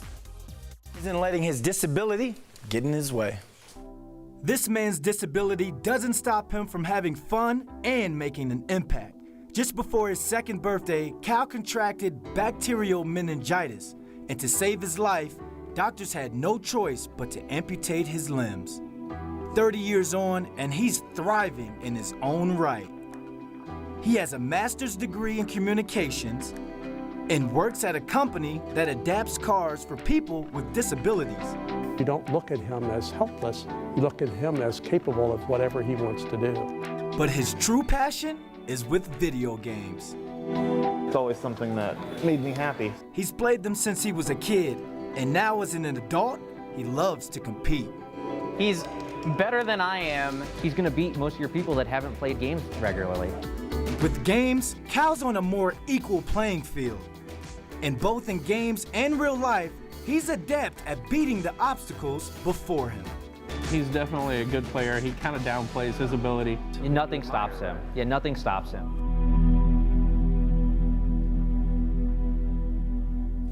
Keep beating them, Cal. We're rooting for you, buddy. We'll be right back. Promotional consideration is brought to you by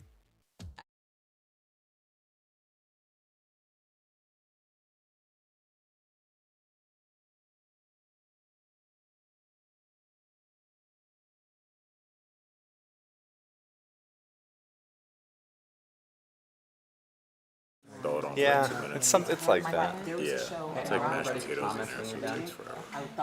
Starving. Oh, the play-by-play one with Jerry Conlon. That was All right. It was like a cool panel. What's up, guys? We appreciate you guys watching and chiming in. As always, Jeremy Hale says, "Oh my God, I love watching you guys and ladies. Y'all are amazing." I like people that text or type y'all, because I do that. So I appreciate you, Jeremy. Michael Loveland says, "Even my friends who create, write, and draw Wonder Woman comics talk about the lack of female role models." Yeah, like I said, it's just, it's a beautiful thing that you don't even really notice it anymore. You see the big role that they played, and I'm not even a huge comic book guy, so I don't even want to come off like that. But even just as a casual viewer, just seeing how big they were at the end of Avengers Endgame. They all had spin-off movies. You look at how successful Star Wars was with Rey being the protagonist. So it's just, I actually I talk about this in my act, that my daughter has no concept of like what, former the women that they were supposed to look up to, like the Snow Whites, the Rapunzels, that were really just waiting around on a dude. And now it's like, True. now they look at these women. I remember we were watching Star Wars and Rey was talking to whatever the version Darth Vader is in this, and she said, "You will take nothing from me." And my daughter's jaw hit the floor. Like, who is this? It's just like these new female leads are just like, they're not waiting on a man to come save them. They're not really fighting side by side. They're like picking the dude up, like, come on, let's go. So I think it's a big deal. And even though it is new, I'm excited to see where it goes, because it's very successful. And Hollywood, for as much as they like gender equality, they like money. And as long as Wonder Woman and Captain Marvel and Star Wars keeps doing well with female leads, they'll keep making them. Absolutely. Well said, Al. Heck yeah.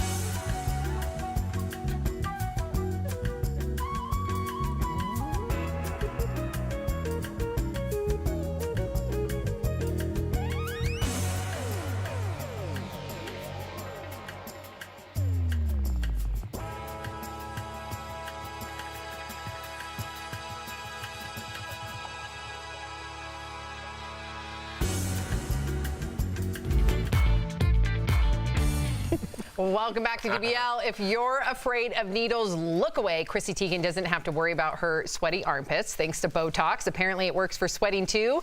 Chrissy says she can wear silk again. So it can be really debilitating for people to not be able to wear certain things. It impacts their self-esteem. They're insecure if they're going into a job meeting or going into their place of work. So, hey, this is awesome. I work with somebody like that, and it's like we kind of laugh about, pit sweat. It's like it affects your yourself. embarrassing. Like, imagine walking around with your arms down all the Yeah. time, scared to interact. Hey, Sam, scared about how do you take pictures? It's a big deal. I know people who got that in L.A. Because imagine walking in an audition, you feel fine, but you're just sweaty, and it comes across as like, why are you so nervous? Right. Like, this part, it's not a good look. Yeah, it's a great medicinal thing to do. Yeah. I'm still terrified of Botox. I know, we've had this discussion. I know it has so many great things, I but know. they call it botulism. That doesn't sound right. It's like But you don't need, I mean, you don't need, you're not even close. I need it in my, She needs it for my TMJ. TMJ. Yeah.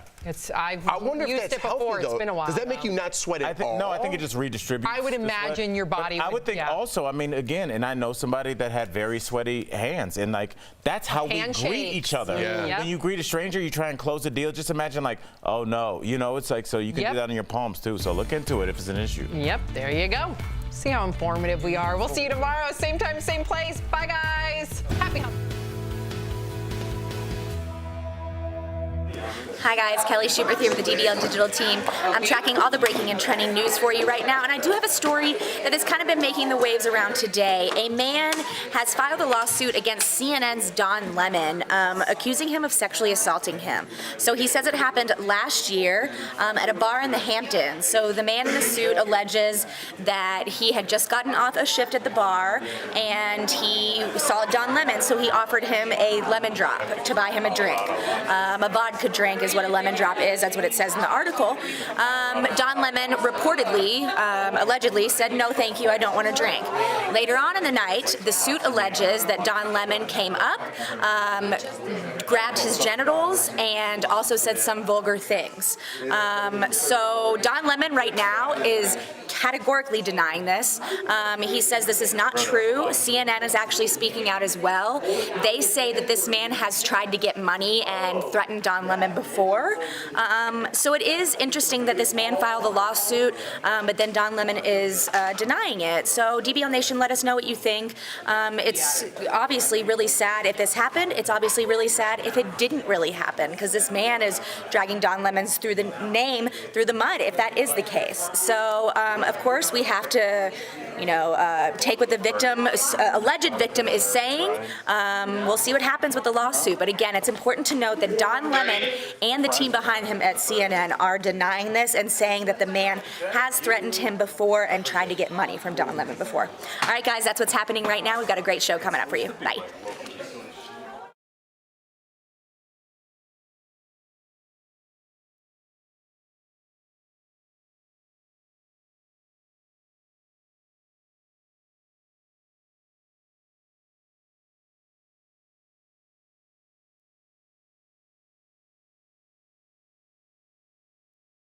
Daily Blast Live. We're talking about what you're talking about. Because everyone's talking about this. Always live, always real, always unpredictable. You are totally off base here. Log on and join our live conversation. I can't believe I'm saying this. I do agree with you. DBL starts right now. 3, 2. Welcome to DBL. It is Wednesday, August 14th. I'm here with Erica, Jeff, Al. I am Sam. Tori has the day off. We hope you enjoy your day off, Tori. Let's get right to it. A Trump official is doubling down on his comments about the Statue of Liberty poem. This is Ken Cuccinelli, the acting director of U.S. Citizenship and Immigration Services. He has drawn a lot of criticism after an interview about the Statue of Liberty poem on NPR. You know, the one that goes, "Give me your tired, your poor, your huddled masses. Watch." Would you also agree that Emma Lazarus's words etched on the Statue of Liberty, "Give me your tired, your poor," are also part of the American ethos? They certainly are. Give me your tired and your poor who can stand on their own 2 feet and who will not become a public charge. Well, last night, Cuccinelli clarified those comments on CNN. Take a listen. Of course, that poem was referring back to people coming from Europe, where they had class-based societies, where people were considered wretched if they weren't in the right class. Presidential candidates are responding, including Beto O'Rourke, who tweeted this administration finally admitted what we've known all along. They think the Statue of Liberty only applies to white people. Erica, what do you make of that? I think it's alarming coming from the acting director of U.S. Citizenship and Immigration. Oh, do you think? Yeah. Yeah. Here, I just have an issue with the idea of firstness because I think that people who have very much benefited from immigration have now decided that other people shouldn't benefit from immigration. Why do you think that is? Because we're in a very competitive environment, and it's just easier to act like and not acknowledge people because they are poor and brown. Or just poor. You know, like, I don't think that people get with it. Like, I've read some of the comments and people say, hey, we don't have enough supplies. We're all full. We don't need people here. It's like, you know, well, what about farmers? We subsidize them. They're considered heroes. We're paying for they're not producing crops, and we're subsidizing them. We're giving them money for work that they're not doing. I don't see the outrage in that. Like, it's so interesting. We're talking about white and black people, but what the word that he said that always gets overlooked is class. Yeah. That's the thing. They've done a very good job of making sure that they think that everybody's in the same pool, but they're not. He talks about class. A lot of the people that support Trump, they're never going to go to Mar-a-Lago.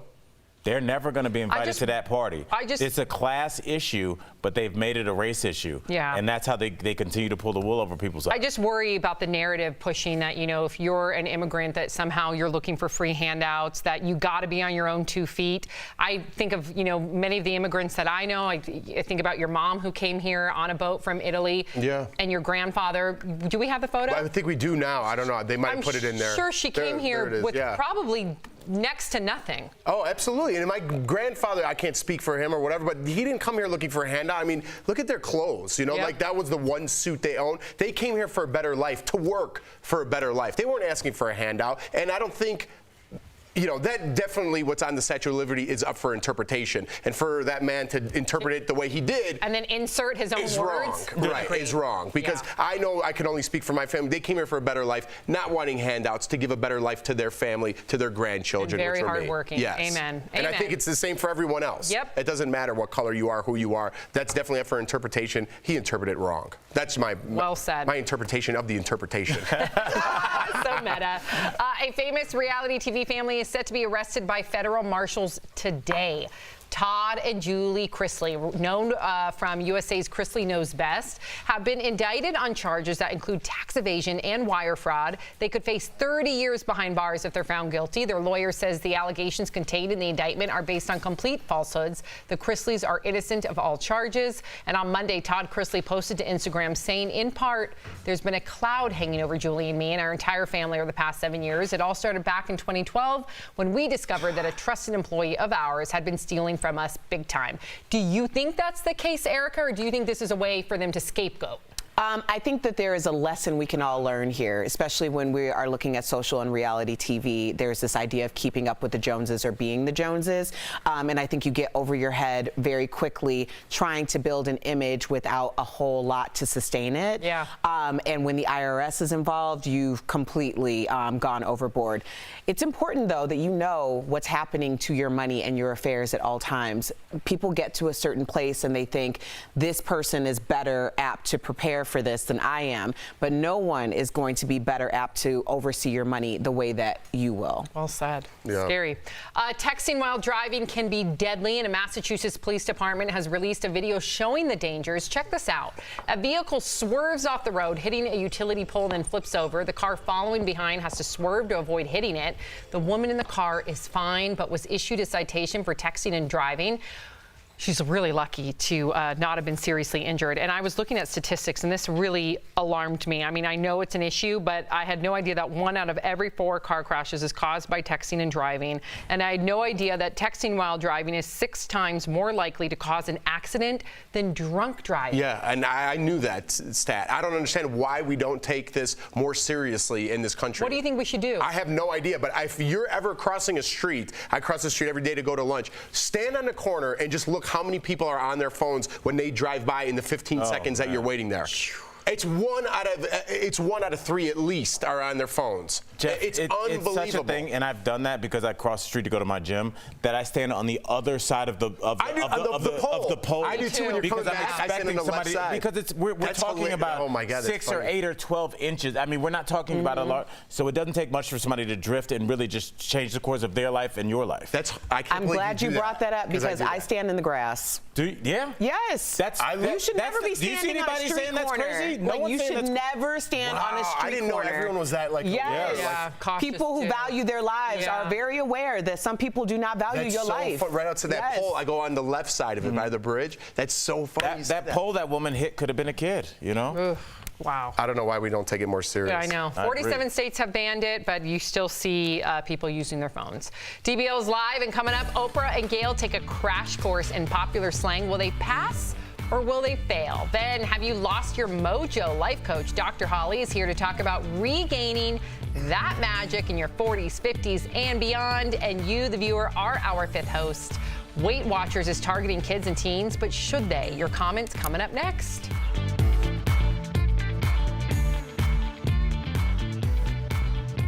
Well, hey there, DBL Nation. Happy Wednesday. Kelly Schubert here with the DBL digital team.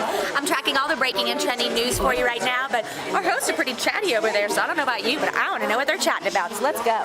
Hey, Rock, what's up, girl? Getting some dick. Hey, guys, what's happening up here? A woman. Hi, honey. Happy Wednesday. Hello, hello. Okay, so we have a lot of people chiming in about Chrisley Knows Best. Oh my. Kimberly Barnes on Facebook says Abby Lee Miller ended up in prison for tax evasion, so Grizzlies aren't any different. And you remember the same thing happened with Teresa Giudice and her husband. I don't know if it was tax evasion or some sort of other fraud when it came to their taxes, but they were definitely hiding assets as well. And that's what Wesley Snipes go to prison for not paying tax? Wesley Snipes as well. My man Mike. He's in jail right now. You're right, Mike, the Situation, who Jeff did a TV show with. So Jeff knows him. Right? Tax evasion, it's a thing. It's a real thing. And he had people stealing money from him too, and it was all. I don't know the exact reasoning, but it was tax evasion. I don't know the story behind it, but there was other people taking his money. I think maybe family members too. Right. So I didn't know when I first got like an accountant. I'm just like, oh well, it's not my problem. It's his now. You know what I mean? Yeah. I thought I was like off the hook if something went wrong. I didn't know I was still on the hook for that. Yeah, scary. When I first started. It's really scary, man. Yeah, because I don't know all that stuff. So why would I hire somebody to do it and then I could still get in trouble? It doesn't make sense to me. I should just learn how to do it. But it's good to have someone because they're going to think of things that you don't think of. Yeah. But at the same time, but if they're hiding something, how would I know? Well, you should know. You should always know how much is coming in. Yeah, and then he gives me a breakdown of everything now. Yeah, but I was ignorant when I first got him. I'm just like, oh, whatever. Yeah. Yeah. Because maybe a lesson, as Erica said, for all of us.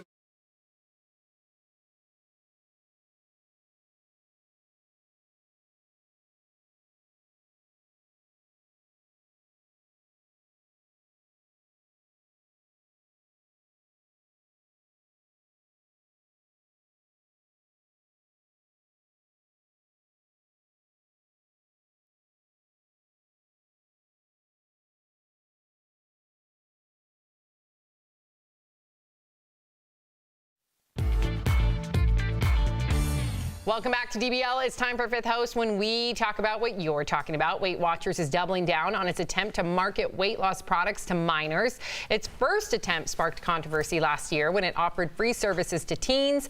Now, some parents are concerned about its new weight loss app, Curbo, for kids as young as 8 years old. It is designed to help kids struggling with weight, but some say this promotes unhealthy, obsessive behaviors. So DBL Nation, should weight loss products be marketed to kids? All right, Sam, let's get to it. Donna from Facebook says, I have a sister who was overweight and we pretty much ate the same things and played the same sports.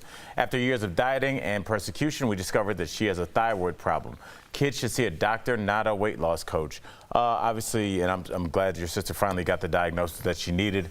I think for most people, including the person that's talking to you right now, a lot of times it is just healthier eating habits, and I learned them later in life. If anything that can teach an 8 or 9-year-old how to start to prepare how to feed themselves for the rest of their life, I'm all for it. I don't see any downsides, especially it's free. Yeah. Devin from Facebook says, I would rather my kid have that app on their phone than Candy Crush. Devin, I would agree with that. The main reason why I agree with that is if you remember back in school, there was always a girl, Cafeteria Kathy.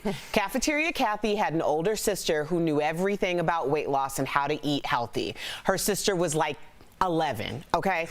Cafeteria Kathy comes in and tells all the girls this is how you stay skinny.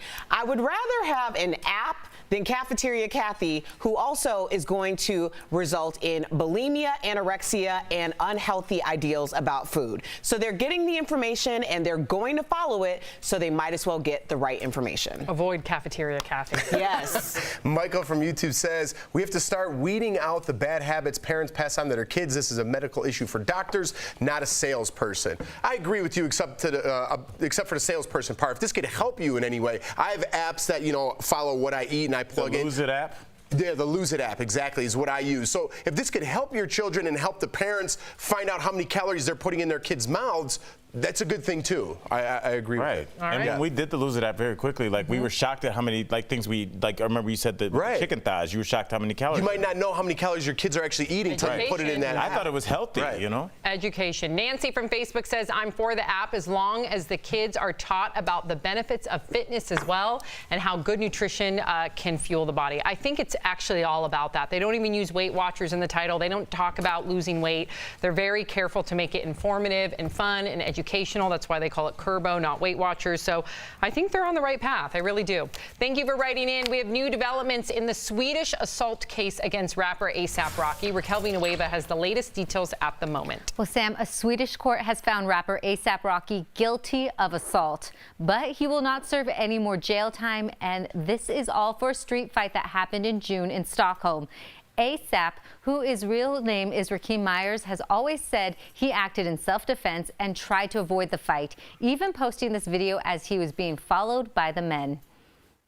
Look, just for the cameras, we don't want no problems with these boys. They keep following us.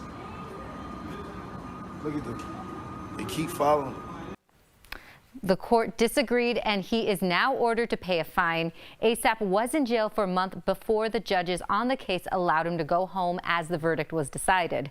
The case drew international attention. At one point, President Trump had offered him bail. A lot of people are upset by this, not only because the witnesses say that he was provoked and that he shouldn't be to blame, but if Sweden were to find him not guilty, they would have owed him $2 million and lost wages. So people also think that Sweden was trying to protect their pockets. So that's just the inside scoop. Coming up on DBL, Chrissy Teigen is an open book and showing the world what she does to stop sweating. But first, weight gain and menopause are a part of getting older, and nutrition expert Dr. Holly is here to help you feel sexy at any age. Don't miss her life-changing advice coming up next. Hi, it's Raquel here with the DBL Digital team. Right now, it's time for Fast Blast, where I give you all the trending news you need to know in under 2 minutes. So let's get that timer up and get started. Now, Facebook has found itself in hot water again. It has collected audio from chats and even transcribed it. Now, does this still make you want to use Facebook? I mean, kind of all my messages are centered around, hey, did you see that cat video? And I know it's only August, but let's skip ahead to the holiday season because the trailer to The Last Christmas is here. Starring Emilia Clarke and Henry Golding. Now, will Daenerys finally get her happy ending in this rom-com? Guess we'll have to wait and see. And if you've always wondered if you're a good tipper, after hearing this story, the answer is probably no. Maria, a waitress at Abuelo's Mexican restaurant in Arkansas, was just given a 2019 Buick Encore as a tip. Now, she was gifted it by a couple of her regulars. And speaking of restaurants, take a look at this burger. It's called Big Ben No. 10, and it's about 12,000 calories. You can find it at the George Pub and Grill in the UK, and for about $36, get this, if you die eating it, the pub will put $500 towards your headstone. And that's today's Fast Blast. See you next time.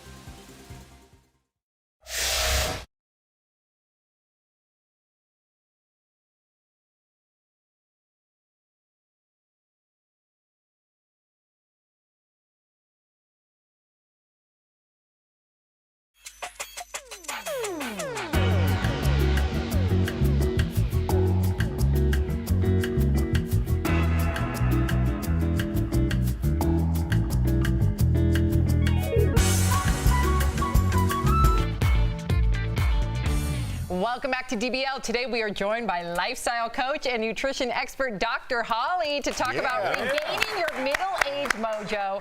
Dr. Holly, welcome to DBL. We're so lucky to have you here. So tell us about how you define mojo and how can we achieve it? Yeah, I think mojo is that spark for life, you know, where you're out there living your dreams, you're really living big. And if you don't have that spark for life, you tend to not have that intimacy in the bedroom. It's true. You tend to not be kind of having as much sex in the bedroom. So it kind of translates to that. I think that's how we kind of got that word mojo going. Let me ask you about aphrodisiacs real quickly, because I traveled around the world, and every time there's something gross to eat, they're like, "Oh, don't worry, it's good for your sex life." What? That doesn't make sense. Like let's just say for people here, a lot of people say oysters are good for your aphrodisiacs. That's like the common one. Is that real? So if you look at the data, there's really no data to say that if you eat any type of food, it really increases your libido or it makes you, better in the bedroom. Physically. However, I think the body follows the mind. And if you think it's going to help, it really may help. Or you set your intention, right? You're having oysters, you're thinking about it earlier in the day, you're thinking about what's going to happen tonight in the bedroom. That kind of gets things going, right? The body follows the mind. Getting hot right now. So does that manifesting the sexy also apply to people who feel like they haven't used it, so in turn they lost it? Yeah. If you don't use it, you lose it. Yeah, I mean, I think it's about going out there and setting that intention. And if you are kind of stuck and you haven't been doing anything, you got to take a small step. You got to set that intention and set it early. I always say you can't just walk into the bedroom and turn it on, right? You got to start putting it out there a little bit earlier. So what can people do today? Sorry, I'm like, how do people right now watching say, I'm going to get my mojo back in life and in the bedroom? Yeah, so today, tonight. I think you got to, I was divorced at 44 and I had been married for 13 years and it was like, for a couple years there, I was like totally lost my mojo. I said, I'm not gonna do that. I'm just not gonna go there. I was scared, right? I didn't want to be vulnerable, and being vulnerable is so important to really having that mojo. Now, what if you have a situation where you're like, my mojo is fine, but my partner, I feel like that's a good point. They've kind of lost their confidence. They've kind of lost, their will to stay in shape and eat right. Like, what's a gentle way to say, like, hey, let's kind of get you back on track? That's great. I think it's communication. I think you do have to sit down and have those hard conversations. We tend to avoid that, getting a little bit uncomfortable, maybe discussing it. Always have empathy, right? To go into it with some empathy, and then maybe start thinking of like some small action steps. What's a few things you can do to set the mood? Find out what they're afraid of maybe, or what they would like. Maybe they just don't think about it. Maybe it's about planning a specific time that you can do that. You can start that earlier.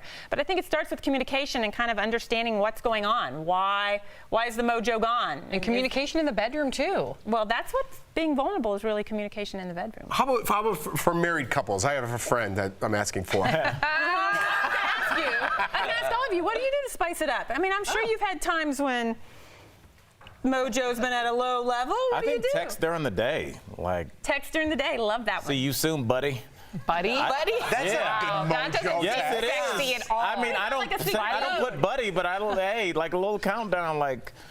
This is like a secret code. Be home about 5:30. Yeah, I love it. Just it gets you thinking about it in the day. It's like they knew that if I had one glass of wine and just a salad, that's what I'm thinking of, right? Yeah. Now, what about 2 glasses of wine and a salad? Not for me. 2 glasses, I'm asleep. Okay, there we go. It's 1 glass. Right. But that's a ritual, right? That's our communication. I love that. So you're texting, you're doing a little bit of communication. What do you do, Sam? Oh, wow, I'm on the hot seat. Totally. I'll be honest, after I had my daughter Sophie, I definitely lost my mojo. Right after I had her, I suffered with a low libido. I suffered from postpartum depression, and I had to kickstart myself right out of it. And I think what you said when we were talking earlier about literally just like, you got to just shake it off and dip your toe in the pool again, and then it just kind of like snowboarding. Like you just pick it up, you go, and you're good at it. Start black audience. Yeah. But hey, I think for me, I wanted to be forthright and honest with our audience. It did happen to me, and you can get it back. Man, let me tell you, you can get it back. I was trying to put you on the spot, and you nailed it. I did. That was a good answer. What do you That was a really great answer. I don't know. I thought you were gonna fumble and get all like red. What? What about you?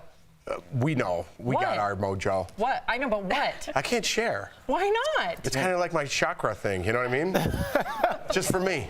Okay, cool.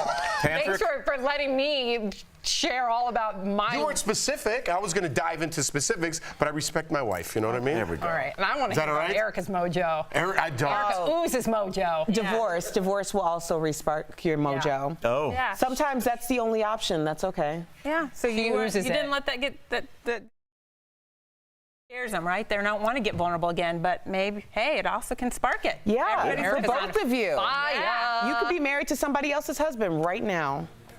I get where you're going with that. That was a good comment. You got to clarify. That means they're not meaning You're married, but that ain't your man. Yeah. Somebody else needs to marry him. Right. So you got to release him. Release that. That sounds better. Yes. Back into the wild. I like that. And release. DBL Nation, you can find Dr. Holly on your favorite social media platforms at Dr. Holly Wyatt. Dr. Holly, thank you so much for joining us. You are just a wealth of information. Yes. We'll be right back. Thanks.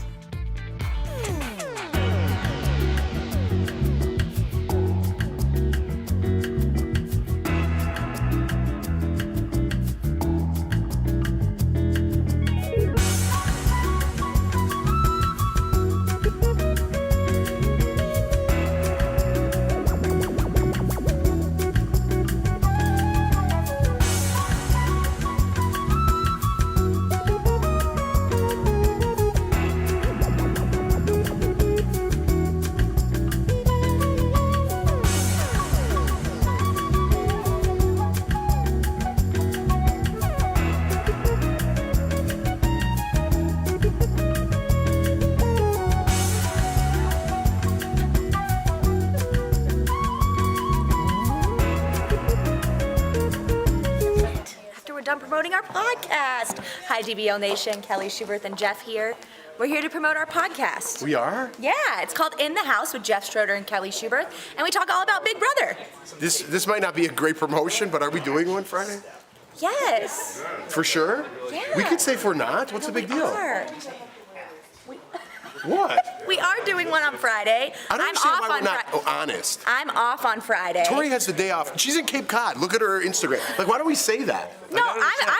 I'm definitely off, but You know what I mean? Like, why don't we just honest? Like, yeah, I don't know. she's not on assignment. Not even a little, a lot. She's on assignment on the beach. like Al and Eric aren't here. Let's just say they're at NABJ. You know I what I mean? know, Like, I was wondering let's that say that. too. Let's promote it. Like, I don't understand why I always say has a day off. Jeff's tight. He's sick. He's got a tummy ache. He's not here. Wish him well. You know? Okay. Like, let's be honest. So we're talking about not doing our podcast this Friday. That's I think honest. we're going to do it because I think I'm going to call in. Oh, well, what's happening? It's really exciting. I'm excited. It's on Tune in. It's on Stitcher. It's on Google Play. It's on iTunes, and it's on Spotify.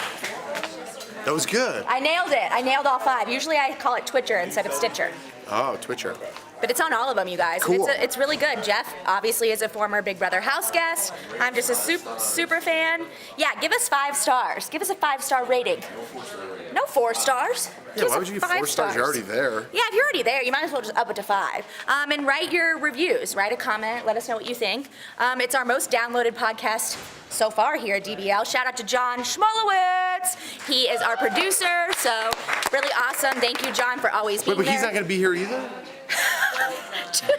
No, he's not going to be here either on Friday. Well, what am I going to do? Just sit in a room by myself? Yes, actually, that is what you're going to do, and we're going to be on the cell phone. Yeah. I don't know if I like that. Well, it's a podcast, and it's your job, and it's my job, so we're going to do it for you guys. Time out. Definitely not my job. You got to time us back in. I was frozen. Time in. Definitely Guys. not my job. In the house. Search it. Not gonna, Big Brother Podcast. Not going to riff off that part? Bye.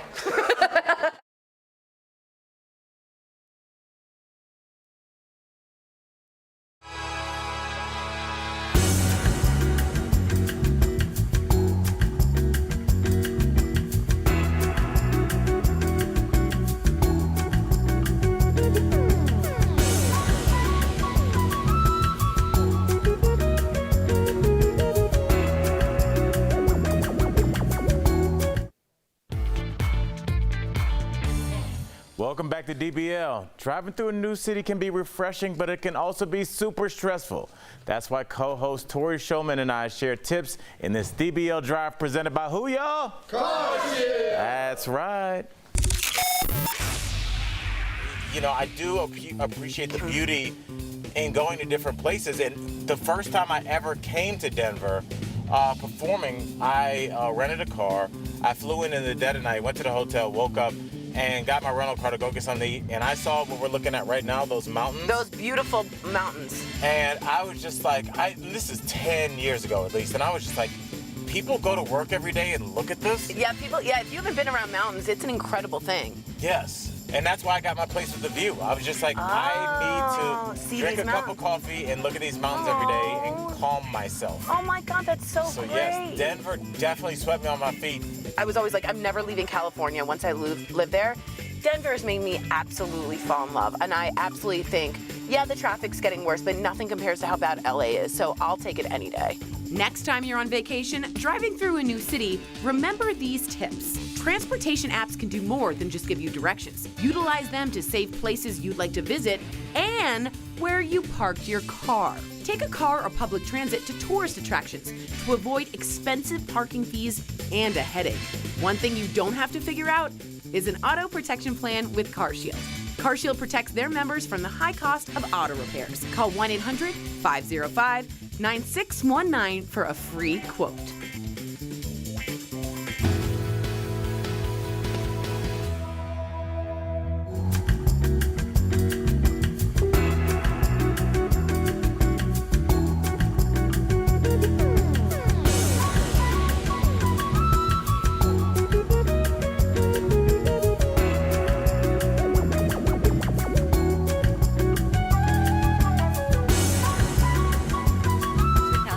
So earlier I had asked to see your rescue pets and hear stories about them. You guys really came through. So I was going to read a couple of them. Like Michael Loveland, he said, was working a psych unit and on the patio a young kitty took up residence. The hospital engineer was going to get rid of him in spite of the kids loving him, so I took him home. Maury, a brown tabby, was with me for 16 years, best cat in the whole world. And then we also have a photo to pull up to. Check out this cat. He's very, very, very cute. I am going to pull up the info on Twitter really quick, just so I can read along with it. Here is our cat, Autobot, by Heather. She says he's about 6 or 7 years old, and we adopted him from a family that found him roaming the streets a few years ago. He is the sweetest. And then I had one more from Ellis Walker. It's a very cute story too. In our family, we have 3 dogs. One that wants to get everything and open everything, a bag of sugar, and bite me on the foot, just like the others that like to chill and sleep. So again, I want to show you Travis's new cat and encourage you all to adopt a shelter pet. It really is a great experience. And I love mine so far, even though it's my family cat, not mine. He is a little crazy, though. I've been cat sitting him. He ate my contacts. He got really bored, so just make sure you have toys around. Then he pulled the belts off every single dress that I owned. And then what was his final thing? Oh, he opened a Ziploc bag and ate all the treats. But again, Precious got him some toys. As soon as I got him the toys, he was fine. They're smart. They get bored easily. Just a heads up. Anyway, I'll talk to you later. We're talking about what you're talking about. Because everyone's talking about this. Always live, always real, always unpredictable. You are totally off base here. Log on and join our live conversation. I can't believe I'm saying this. I do agree with you. DBL starts right now. 3, 2. Welcome to DBL. We are live. Let's get started. Oprah and her BFF Gayle King tested out their slang knowledge by taking the ultimate millennial quiz. So do they know the difference between a snack and a thirst trap? Take a look. My favorite snack is barbecue potato chips. And mine is popcorn with truffles. Thirst trap, okay. Thirst is not a good thing. So if somebody, it's like they're seeking attention all the time. Who would say that? Somebody who's thirsting out. Or is a thirst trap. Is a thirst trap would say they were a snack. Yeah. Not me. Have you guys ever been caught? Meaning someone uses a slang term and you don't know what it is? All the time. Me too. and Netflix is killing me right now. Right? All these shows, Like and they're Pose like and stuff, I can't definitely keep for up. millennials. Good Trouble is killing me. Yeah. Have y'all seen that show? No, but I'm now I can't watch it because I won't understand it. I don't get it. It goes right over my head. Speaking of slang, Netflix and chill was slang that I Me didn't too. understand. I didn't know Please explain that story, I didn't Jeff. know. I put a picture of me and my newborn son, and I was like, hey, Netflix and chilling tonight. And everyone's like, that's not what that means. I didn't know what it means either. Tell people what the chill part means. I guess it means watch Netflix and have sex. I didn't know that. I didn't know that. I didn't know that either. But I hashtagged it, and I thought I was pretty hip. Yeah. I feel like you're hip on the slang. Is it because of like the comics that you hang out with? Yeah, What is and it? just like I think comedy, and also just like I just have young people in my life, so they kind of say stuff, and I'm like, hey, what does that mean? Like, do you guys know what it means to say something slaps? You hear the millennials in the room like they all said, yeah, I have no idea. It sounds like a sexual term. No. What? It means like it's a good song. Like that's slapping. Slaps. It Could I slaps. say like that slapping? song slaps. Could I say it's I don't think you slapping? should. I think you could. Al and I were just in Miami, and we went out with a couple of his friends, and there was this artist that was performing at this like really hip nightclub. I don't know who this person was. But everybody was all into it. Finally, I just lean over and I'm like, is this the girl from the Cash Me Outside? And they were like, was it? No. It was Doja Cat. Cash Me Outside is a white girl. Like Doja Cat's a black artist, but yeah. Wow. I didn't know. I didn't know. We're all getting there. But by the way, we all because we were with Erica's husband, everybody was like, they thought Anthony was the artist's agent or something because we all had suits on. We had been to dinner with Bert, our boss. So me, Aaron, we walked in there in suits and a dress, and people were like, oh, somebody's the owners of the club were here. Yeah, we looked very old. Funny. Wow. We can relate. Yes. Well, some women are so desperate to get pregnant, they are becoming spurglers, which is a sperm burglar. They are taking matters into their own hands to make it happen. They'll do anything like tell a man with good looks and intelligence they are on birth control when they really aren't, and then they get pregnant. Wow. Yikes. That's got to be like the most horrific thing to happen to it. This is like it's got to be a crime. It has to be. It's not a crime. And the reason why it's not a crime is because your personal body, in terms of your health and your genetic tissues, are your responsibility. So if you're with someone and you decide that you are going to have an intimate relationship with them and you're not going to protect yourself, then this is always a possibility. On the flip side of this, generally we hear about this because of financial reasons, which to me just tells me that you're a woman who can't do good math. Because anybody who knows how much expensive it is to raise a child, you would have to be like the LeBron James of sperm burglary in order to do something with that. But I think it really speaks to the idea of taking away choice from people, like especially when it comes to procreation. Including the child. How invasive. I don't even get it. I don't get it. If you are someone who understands this, write us because I really want to understand that. Wow. It's like the lowest of the low. I can't imagine playing with someone's life like that. It's horrific. 2 commercials making the rounds in the UK are banned for promoting harmful gender stereotypes. We're going to play them for you so you can decide. First up, an ad for Volkswagen. Watch.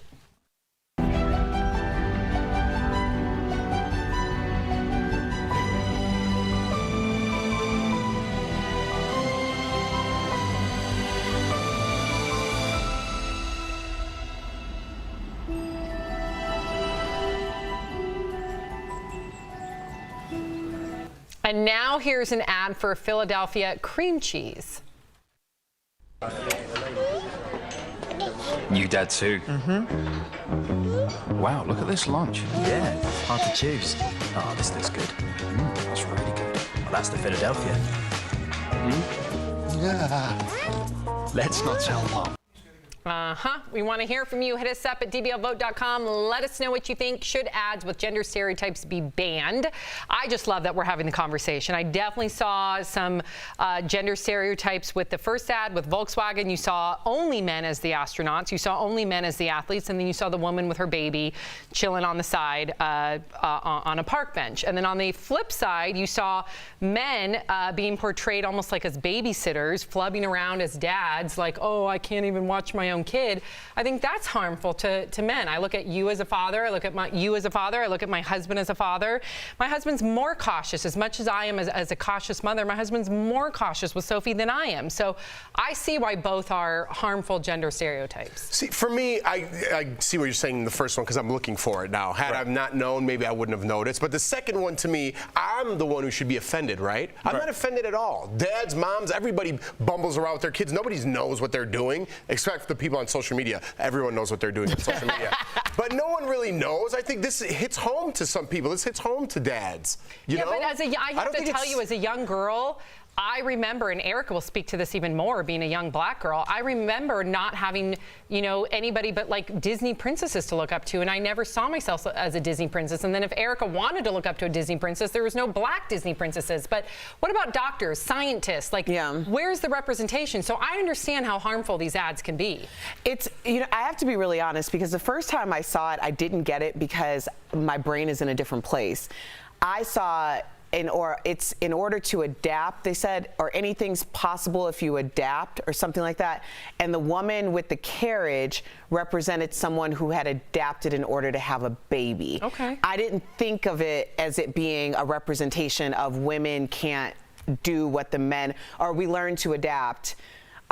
Women can't do what men do. It would just be cool if of the 4 astronauts in that rocket ship, there could have been a woman in there. Right, and I agree. I do think that that's important, and I was bringing up the comedian who brought up Doc McStuffins because he said that his daughter didn't understand that all doctors weren't black women, and I realized that my little niece, Rita, who's 5, thinks the same way. She thinks all doctors are black women. Because she watches Doc McStuffin. Right, she's obsessed with Doc McStuffin. So I do think that it is important to have those representations so that people don't grow up with the idea of this is for someone else, not for me. All right, I have a question, and I always look at things almost from a financial aspect, especially when it comes to commercials, because I don't think that these people care. I think they could care less about gender roles or race. I think they're trying to sell cream cheese and Volkswagen. That's what I think their ultimate goal is. My question is, if you start off, and let's say it's a commercial where it's a couple brushing their teeth together, you are automatically to assume that they are a cisgendered couple, correct? Yes. So it's like they're expecting you to do that in order for them to get into the narrative of how this will help your life. So then if somebody goes, well, no, in this case, the husband is more of an asexual role in the mom, it's like that's not represented here. They're like, we have 30 seconds to sell you guys Crest. And so are we putting almost too much pressure on our advertisers when they're like, I understand what you're saying, Sam, but when they're like, we're trying to sell to the masses. They're trying to sell to as many people as possible. I understand that, but look at the big deal it is when you finally see a same-sex couple represented in a Yoplait ad, or you finally see a biracial couple represented. So, but I would say that there's more beige people than there were 50 years ago, because there's a lot more, it's more accepted. And so now you do have a lot more people that do have biracial children. So now that does look more like America. So there will be more of those people on commercials. But again, they just want to sell toothpaste to people that are biracial. It's not that they're trying to be progressive. But be a little bit smarter. Like, just be a little bit more smarter. If you're going to put 4 astronauts in a room, have one of them be women. I see that. Make sure they're diverse. Make sure it's not all white men. Like, just be a little bit more thoughtful. That's all I'm asking. But to be fair, this is not even in our country. So this doesn't represent our country. It represents someone else's country. We should worry about what's going on in our country, because I think we're a little bit more representative. To be honest with you, I think we are. I think our ads can be very harmful. We talked about the one where, the lotion where it says dimples are cute on your face but not on your thigh. That was in our own country. Yeah, so no, I get it. But that's harmful to a young girl who looks at, every woman has cellulite. If you're looking for negativity, you could find it all day long. You could find it in every single ad that you find. That's easy for you to say as an adult, but when you're a 13-year-old girl and you're being told that one size matters, and then you look at your thigh and then you're like, oh my God, I have cellulite, and the ad's saying I should only have dimples on my cheek, not on my thigh, that's harmful. You have to learn to overcome, too. Life's not perfect. You're going to hit hurdles in the road. You're going to have to learn to adjust and overcome problems. And with things like commercials and ads, if they're taking over your life, if you're not buying cream cheese because of a commercial you had, I think you have have different problems in your life. I think that's an extreme example. I agree with you. I don't think you should just, toss it to like, oh, damn, this ad, that's the reason why I became this, and this. I agree with you there. But I love that we're having the conversation. I love that we're being thoughtful about it. Don't forget what I always say, Sam. If somebody's forgetting to talk to a certain demographic of people, that opens up a lane for people to only talk to those people. So I don't know. Even if they feel discounted, there'll be a new product. I don't know if they should be banned. I just want people to be more thoughtful and have conversations. That's where I'm coming from. But let's see what our own DBL Nation has to say. They say no. 64% of you say they should not be banned. So. Yeah, I'm just glad we can talk. It's good dialogue. Have you ever texted the wrong number? One person did, and it's hilarious. It started with this. A person texts someone who he thinks is a girl he went out with recently saying, hey, want to go to the game tonight? And then the other person writes back, I think you have the wrong number. That's when the person insists he's got the right number, saying, we got high together. Turns out the other person was, bum, bum, bum, this guy, a Missouri police officer. He sends a selfie with his badge and says, yeah, pretty sure we didn't get high together. When the cop asks if the person still wants to go to the game, he writes back, wrong number, Erica. That's funny. Yeah. So my mother has a group text with either one of us, two of us, three of us, or four of us. All the kids. Her kids. Yeah. They're separate group texts. Somehow my sister's number got messed up in the text that she has with just me and my sister. So my mom was trying to transfer funds into another account for something that was happening with my sister. So I'm trying to facilitate this transfer. My mother keeps saying, give me your account number. I need your bank account number. The person on the other side is like, no, I'm not giving you my bank account number. I chime in like, Ebony, seriously? We're trying to make sure that this goes through. Yeah. But I didn't say Ebony. I was just like, are you serious? Why are you acting like such a blah, blah, blah right now? Like, what are you doing? And the person goes, if you don't, why would you need my number? If you don't continue to, or if you don't stop, then I'm going to contact the police. And I was like, you contact the police.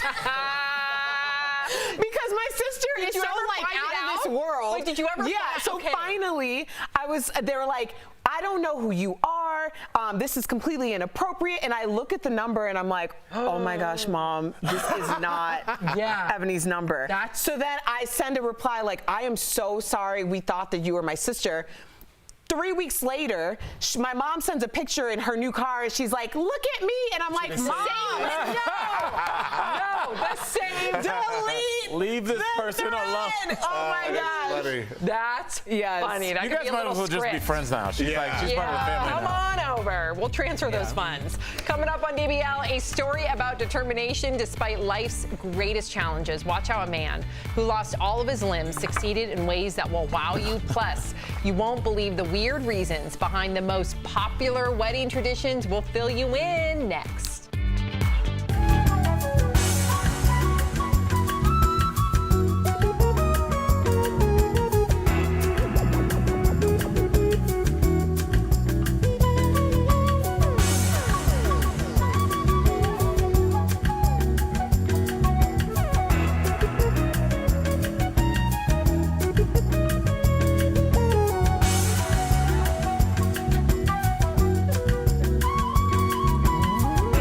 Buddies back in LA, Theo Vonni's a comedian. I don't know if he's really funny. He's got a whole bit that he does. So he texts his random numbers, and he's like, oh, what's up, man? It's Joe from high school. And he'll start.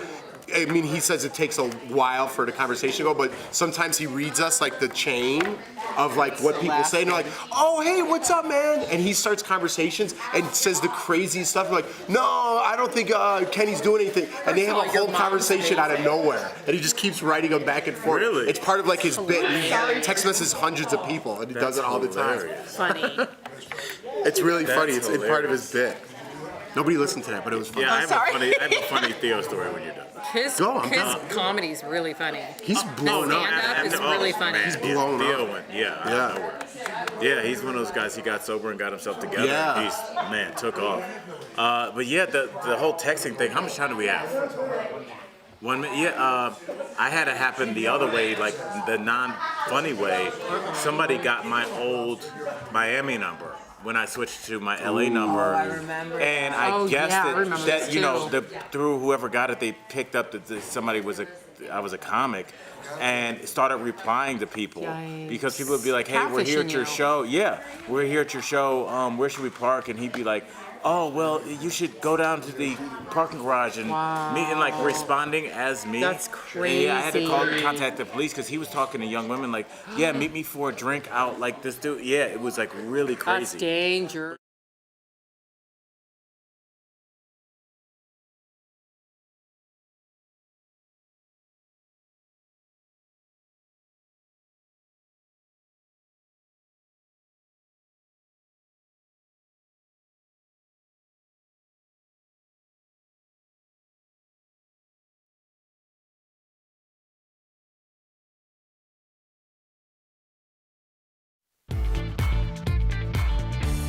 Welcome back to DBL. The website Refinery29 recently published a list featuring surprising reasons behind the most popular wedding traditions. We're going to show you some of the craziest ones. First up, the good old bouquet toss. It goes back to medieval times. Unmarried wedding guests would attack the bride, tear off pieces of her clothing in hopes the pieces would bring good luck. Brides eventually started tossing their bouquets into a crowd to avoid the assault. See, we've came a long way. Crazy. You think? Assault the bride. That's very First of all, it gets crazy during that bouquet toss. It's like a free There's t-shirt. elbows. Right, It's crazy.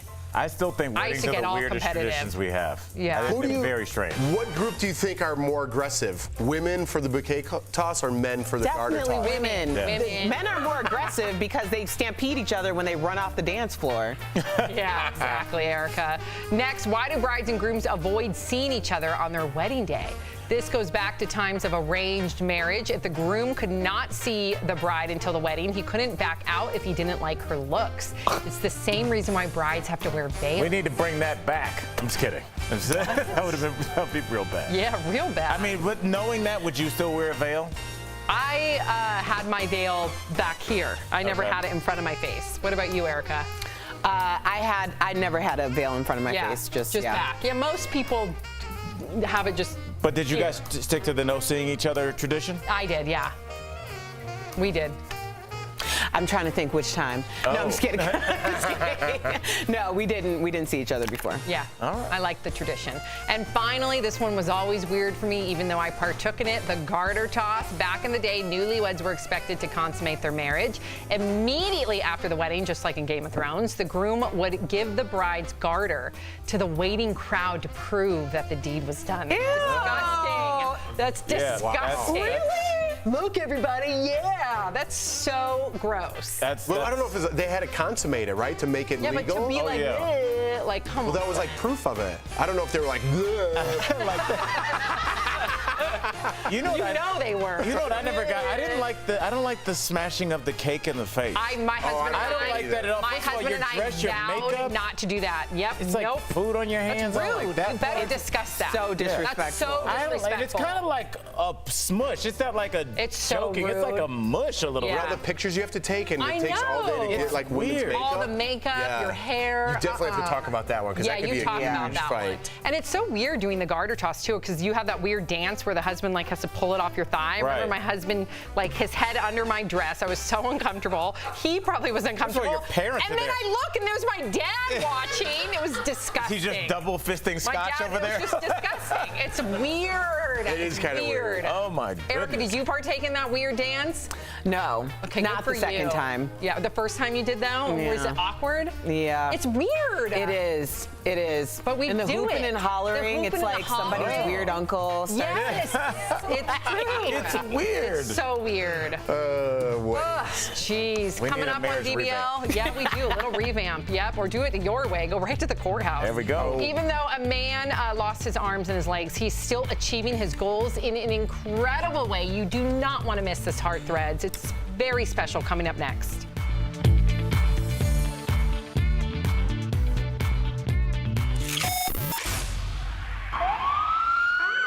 Yeah, did I hear the bad boy sound? Yes, I did. Oh, them bad boys, we coming for you, honey. Actually, it's the beauty police today, and today you're here with Jeray for the sleigh. Now, I'm over here checking it out, and it looks like we have a code 3232 on the corner of your little and nasty on some greasy cheeks, guys. It's almost too much. Yes, we have all seen it, that aluminum tin foil on the cheekbones, guys. I'm talking about too much highlight. It's time to go. We can't be doing this anymore, guys, because it might be harming our skin a little bit too much from being in the sun. However, I'm here to let you know, doing highlight is still okay. It's just proportioning the highlight is what you want. Now, my best theory of what I like to think of when I think of a good highlight is a little drizzle of icing. You know, something that you put on a bundt cake, okay? Now, we don't want to get crazy and frost and load it like a cupcake. We just want it to be like a bundt cake. So I got a couple tips to make sure you're not looking like a greasy cheeks, all right? So your step one is going to be to look at the high points of the face only.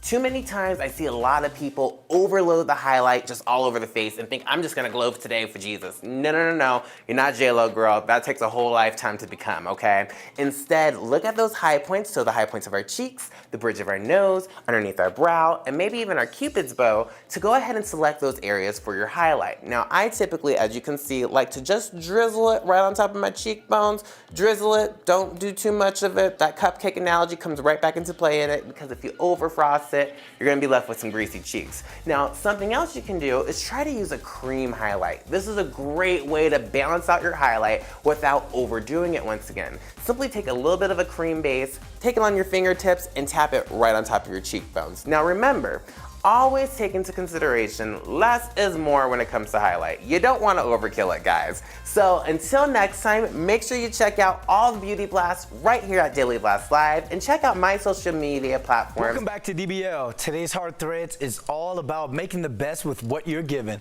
Watch how one gamer isn't letting his disability get in his way.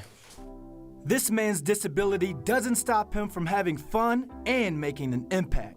Just before his second birthday, Cal contracted bacterial meningitis, and to save his life, doctors had no choice but to amputate his limbs. 30 years on, and he's thriving in his own right. He has a master's degree in communications and works at a company that adapts cars for people with disabilities. You don't look at him as helpless, you look at him as capable of whatever he wants to do. But his true passion is with video games. It's always something that made me happy. He's played them since he was a kid, and now as an adult, he loves to compete. He's better than I am. He's gonna beat most of your people that haven't played games regularly. With games, Cal's on a more equal playing field. And both in games and real life, he's adept at beating the obstacles before him. He's definitely a good player. He kind of downplays his ability. And nothing stops him. Yeah, nothing stops him.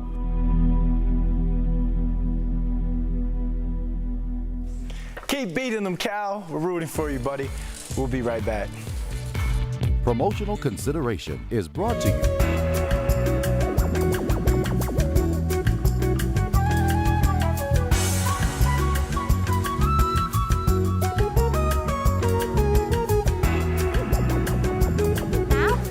Hey everyone, it's Wednesday, woohoo! Which means tonight we're going to be doing What Up Wednesday, everyone's favourite part of the week. Well, maybe it's just mine, but there we go. Tune in later to the Boss Live so you can watch it. I've got all the juicy gossip. Anyway, so let's have a little look at the fifth host and see what you guys are chatting about. So today's fifth host, we were talking about Weight Watchers have developed an app, and the app is aimed at children, and particularly children that want to lose weight or gain better eating habits. Obviously, obesity is rife right now, especially in America, and I think actually America has got the highest rate of sadly obese children in the world, so it's a very serious thing. We've had loads of comments all day about whether or not people agree with the app or not, and so I'm going to read some of those to you now and see what you guys are saying. Nancy wrote in and said, as long as the kids are taught about the benefits of fitness as well and how good nutrition can fuel the body. I completely agree, Nancy. I mean, I've not been on the app yet, so I'm yet to know exactly what it entails, but I would like to hope there's lots of games or things where maybe children can count their steps or they can add in their exercise to encourage like a healthy all-round lifestyle, because it is everything too. It is what you're eating as well as the amount of exercise you're getting. And you know what, I think a lot of times now children, young adults, and even us adults too, we're always on our iPads, we're always on our phones, we're always online. So if this is a way of reaching out to those children, I highly encourage it, because children often don't want to hear from their parents. They don't want to hear from their teachers, because let's be honest, we go through very naughty stages when we're younger, and sometimes we need something like this that's like a third party that's slightly removed to give us the information that we need that's actually good for us, because we don't often want to hear what's good for us, do we? Let's be honest. Let's have a little look. Michael Loveland wrote in, he's been watching on YouTube. He said we have to start weeding out the bad information parents pass on to kids or demand kids learn. This is a medical issue, not some salesperson. Well, you know, I think that's more about education. And I think, you know, some places, there aren't any grocery stores in America for miles and miles and miles, and it's really hard to get fresh, healthy food, and that's something that the government needs to address too. Not everyone has access to these things that a lot of us just take for granted, so that's something we need to think about too, and that is about obviously education and also facilities and like making things easier and more accessible for families, especially those with young children. Obviously, medical issues are very important, and if you're ever concerned about yourself, your child, or a friend, it's always best to obviously seek medical advice from a doctor who can help and guide you. We did have a viewer that was watching earlier that wrote in saying that she and her sister ate exactly the same, did the same exercise, and it turned out her sister actually had a thyroid issue, which they didn't know about for years. So always good to go and get a general health check, guys. Always highly recommend it. Okay, thank you.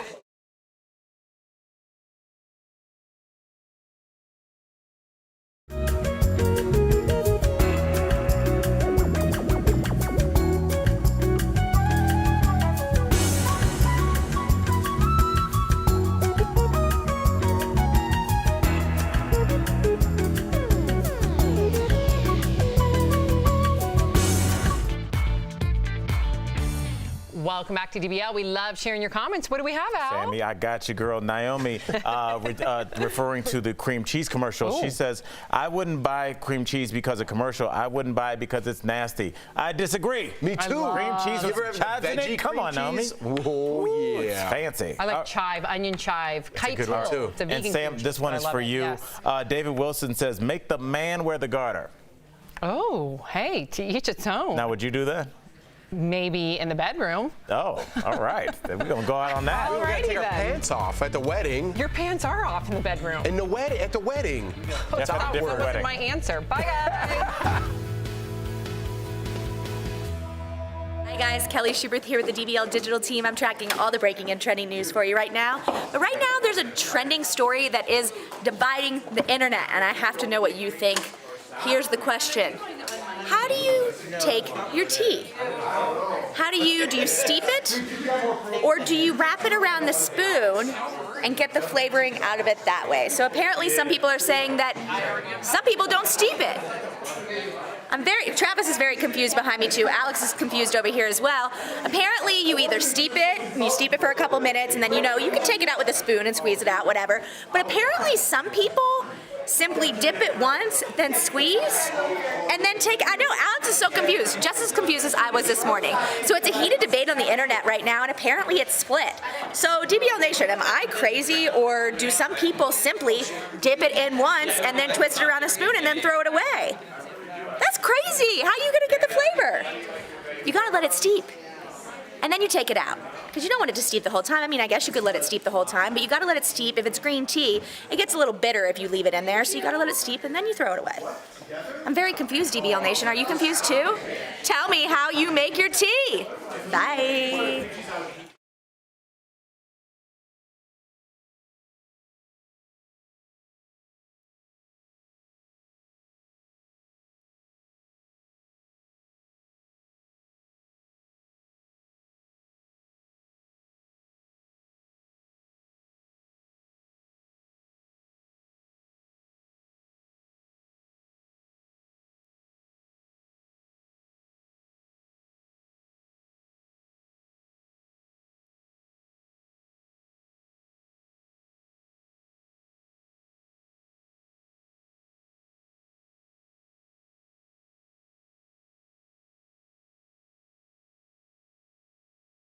This is Daily Blast Live. We're talking about what you're talking about. Because everyone's talking about this. Always live, always real, always unpredictable. You are totally off base here. Log on and join our live conversation. You think this hair just naturally stays like this?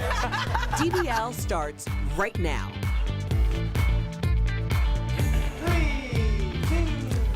Welcome to Daily Blast Live. It's Wednesday, August 14th. I'm here with Stephanie, Erica, and Al. I'm Jeff. Tori has the day off. Really, she doesn't. She's in Cape Cod. Yeah, I'm just tired of talking about Tori like she's doing Doctors Beyond Borders. she's hanging with the fam while we're doing the work for her. Yeah, We love you, Tori. Everyone needs a vacation. Come back refreshed. It's good. Or they were calling her, but you know what, Tori, you work very hard. You deserve time. We're live, we're honest. We were going to lie to you at the top of the show. Yeah. Started Not anymore.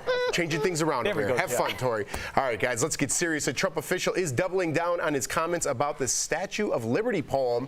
This is Ken Cuccinelli, the acting director of U.S. Citizenship and Immigration Services. He has drawn a lot of criticism after an interview about the Statue of Liberty poem on NPR. You know, the one that goes, "Give me your tired, your poor, your huddled masses." Watch. Would you also agree that Emma Lazarus's words etched on the Statue of Liberty, "Give me your tired, your poor," are also part of the American ethos? They certainly are. Give me your tired and your poor who can stand on their own 2 feet and who will not become a public charge. Well, last night, Cuccinelli clarified those comments on CNN. Let's watch.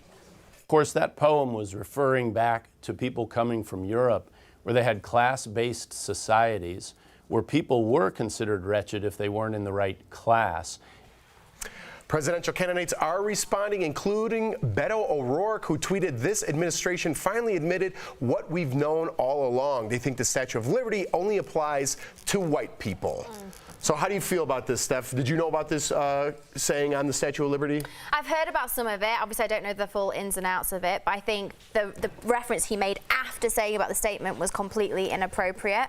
And I think it says a lot about how hard it is to actually get into your country under the current government and circumstances. Well, you know a little bit about that. I was going to say, I've come from a very blessed and fortunate position. I've not been fleeing for my life. My family haven't been murdered and raped and all that. Honestly, I don't think people realise how horrendous it is for some of these people that are coming here. So I feel a bit awful saying my experience, but my experience was exactly pretty much what he said. They made me prove that I can stand on my own 2 feet. They made me prove how much taxes I would be paying before I could even step foot into the country. And they made it very clear, if I'm not working, I'm out. Yeah. So, What I would say everyone to this and to everybody that, you know, is it feels like we're being, attacked by immigrants. Think about, Jeff, you have kids.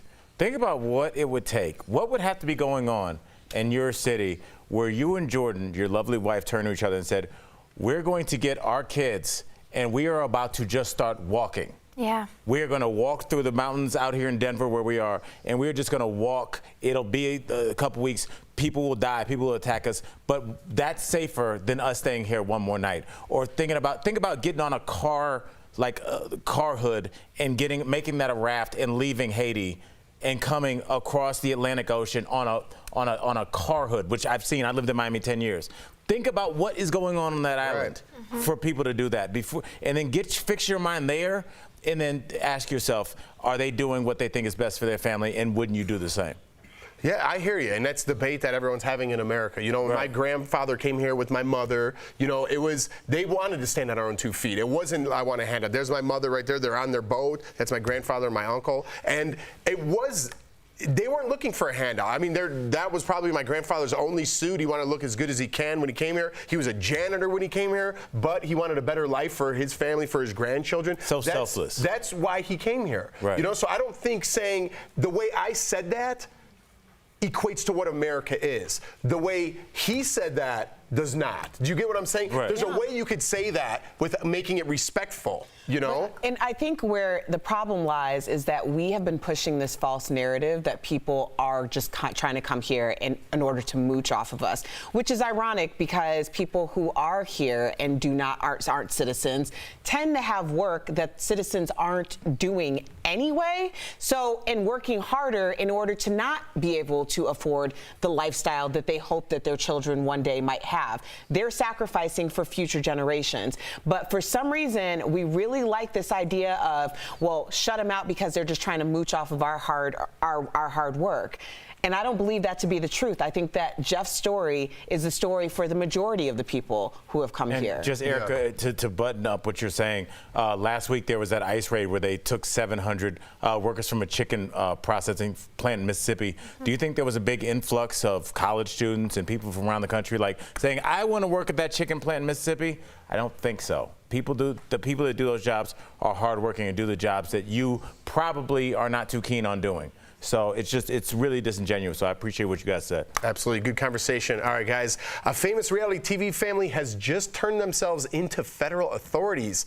Todd and Julie Crisley from USA's Crisley's Knows Best has been indicted on charges that include tax evasion and wire fraud. They could face 30 years behind bars if they're found guilty. Their lawyer says the allegations contained in the indictment are based on complete falsehoods. The Crisleys are innocent of all charges. Jeff, he also said federal agents mad because I'm flagrant. He did. It's a big Pass my cell and my phone in my basement. That's right. Tap my cell and my phone in the basement. Me and Al went off on a little tangent there, Biggie style. All right. And on Monday, Todd Crisley posted to Instagram saying, in part, there's been a cloud hanging over Julie and me and our entire family for the past 7 years. It all started back in 2012 when we discovered that a trusted employee of ours has been stealing from us big time. My wife is not happy about this. She's a huge fan of that show. Yeah, a lot of people are. Yeah. I think that a couple of things I'm definitely taking away from it because I like to let other people tell me the stove is hot. One, social media and reality television. There is this idea of you have to be the Joneses, keeping up with the Joneses. And the reality of the situation is that doesn't change just because you're on television. If you're building a house of cards and you have nothing to sustain it, it will eventually collapse. You might as well just work for that type of lifestyle and then create it anyway. The other thing is there are people who decide that they're just going to be hands-off with their finances. You cannot be 100% hands-off with your finances even if you believe that there's someone more prepared to handle them. You need to know the comings and goings at all times because when the feds come calling and knocking, and they will, it's going to be you who they're looking for, not the guy down the street who said that he was really great at taxes. That's a great point because I was ignorant when I first had a tax person. I thought, hey, it's not on me anymore, it's on that guy. Right. And it's not true. Yeah, I didn't find out, luckily, the hard way, but I did think that. I was ignorant to that fact. All right. Guess we're done here. All right. Texting while driving can be deadly, and a Massachusetts police department has released a video showing the dangers. Check this out. A vehicle swerves off the road, hitting a utility pole, and then flips over. The car following behind it has to swerve to avoid hitting it, obviously, and the woman in the car was fine, but was issued a citation for texting while driving. She's lucky she wasn't seriously injured, and I don't know why we don't approach this I guess with more caution in our country, because if you ever cross the street, I go to lunch, every day, and I come back and I cross the street, one in at least 4 people are on their phone while they're driving, while they're going by me in the 15 seconds. This really made me think about Steph's story about texting and driving. I mean, not that you were doing it, but you were dealing with it. Yeah, so I was in the car, I was driving home. It was very late at night. My mum was very worried. I was still living at home. She didn't know where I was. And she kept calling and messaging my phone. Now, my phone was actually, I don't know what they're called. What like do you call it? With holder. A holder for the G, what do you call it? GPS. I call it sat nav. So it was in there for that, and it kept flashing. And at that moment, I was so distracted because I could see she obviously was, I didn't know what was wrong. And I'm looking at that, and at that moment, there was actually, you call it a truck, we call it a lorry. It actually spun. It was sliding. Like a big wheel truck? It was a huge big carrier. It started spinning on it because it had an oil leak and it was raining and it started crashing. My car actually spun into the actual barrier, sliced over the top of my car. It was literally in half, and the guy from the truck had to get out and physically pull me out. And I was in shock, obviously. And look, the police actually took my phone for investigation. Like, was she on the phone? Was she receiving calls? And luckily, they could see I didn't message anyone, and the calls weren't coming from me. They could see, and obviously, it was a completely fluke accident. And even if I I hadn't have looked, would I have been able to stop the lorry in front of me swerving and crashing? No, I wouldn't.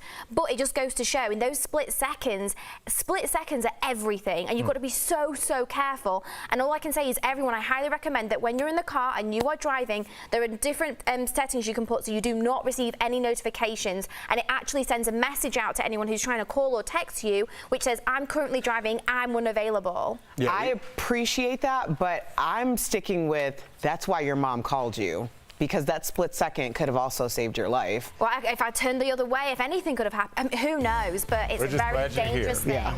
You made it, Steph. I made it. But we do need to start cracking down on that big time. Yeah. All right, guys, DBL is live, and coming up, Oprah and Gail take a crash course in popular slang. Will they pass or fail? Then, have you lost your mojo? Life coach Dr. Holly is here to talk about regaining that magic in your 40s, 50s, and beyond. And you, the viewer, are the fifth host. Weight Watchers is targeting kids and teens, but should they? Your comments next.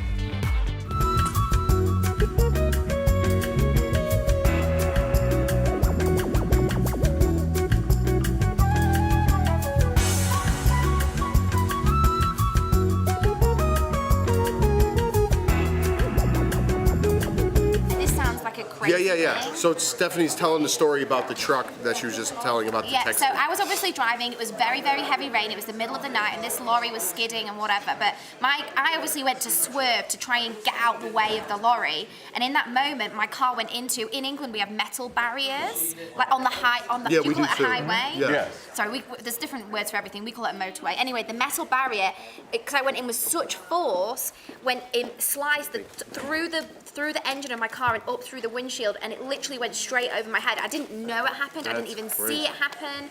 And I actually was I was in that much shock. Was the windshield still intact? No, it was shattered everywhere. It was gone. Oh, the front of the car was completely gone. It didn't exist. It was all over the road. But at that moment, I was so in shock, I didn't even see it happen. And I actually, because all I saw was the lorry then, because I then swerved kind of around the lorry, if that makes any sense. And then the lorry's obviously coming towards me, and my car's in stationary and stopped in the middle of the road. And I tried to put my car into reverse to try and reverse away from the oncoming lorry. But there was no engine, there was no car. It was completely gone. I couldn't see it. But I tell you what I did see. I did see a girl come next to me, and it sounds like a crazy thing. A woman came next to me, and she was like, "Everything's gonna be okay. You're gonna be fine. Just hold on. Don't move your arms." And like literally, I just did that, and I just did what it told me. Is that person real? That's interesting. It was a girl, and it was just a girl. I don't know who she was. Could you pick her out of a lineup, or she just? No, she was just like no, I don't know. Yeah. I can't even remember her face. I just distinctly remember a woman. That's what Erica just said. That's why I just distinctly remember a woman speaking to me. That's so. Honestly, it sounds crazy. I know it sounds crazy. No, it doesn't sound crazy. I just remember this girl talking to me, and she was like, "It's gonna be fine. Just hold on really tight. Just hold on really tight." So I was just like this. Cool. And then I didn't see anyone. I just knew it was there. Do you know what I mean? No, yeah, I just of course. knew it. Yeah. I believe in that stuff. Crazy, honestly, crazy.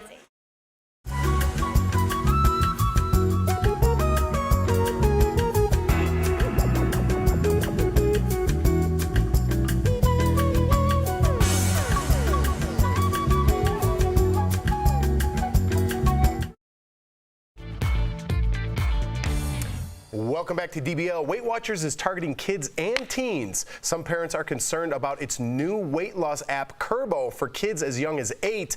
It's designed to help kids struggling with weight, but some say it promotes unhealthy behaviors. So DBL Nation, should weight loss products be marketed to kids? Boom. All Killed right. it. Well, Marco from Facebook says each child is unique and parents should know if this is the right approach to weight loss for their child. Marco, I appreciate what you're saying. My fear is that kids consume information and they're going to internalize that and act on it anyway.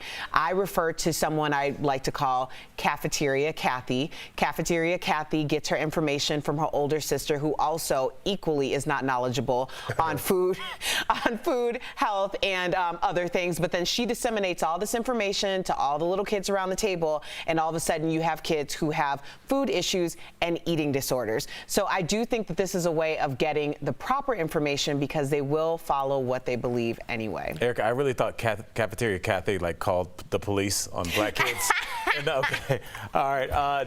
Weight Watchers is wrong, says Millie from Facebook. It's truly about money. Now they're capitalizing off the childhood obesity epidemic through smartphones. I'll just say this, Millie. If anything can help our kids get healthier, I mean, trying to avoid for-profit companies is going to be very difficult.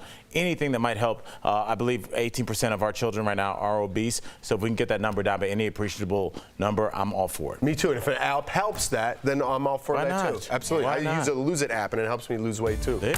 All right, guys, coming up on DBL, weight gain and menopause are part of getting older, and nutrition expert Dr. Holly is here to help you feel sexy at any age. Don't miss her life-changing advice next.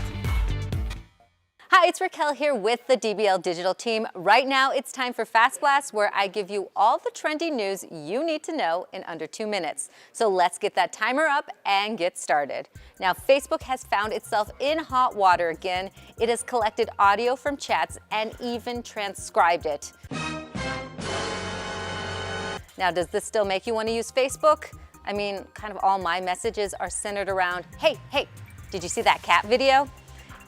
And I know it's only August, but let's skip ahead to the holiday season because the trailer to The Last Christmas is here. Starring Emilia Clarke and Henry Golding. Now, will Daenerys finally get her happy ending in this rom-com? Guess we'll have to wait and see. And if you've always wondered if you're a good tipper, after hearing this story, the answer is probably no. Maria, a waitress at Abuelo's Mexican restaurant in Arkansas, was just given a 2019 Buick Encore as a tip. Now, she was gifted it by a couple of her regulars. And speaking of restaurants, take a look at this burger. It's called Big Ben No. 10, and it's about 12,000 calories. You can find it at the George Pub and Grill in the UK, and for about $36, get this, if you die eating it, the pub will put $500 towards your headstone. And that's today's Fast Blast. See you next time.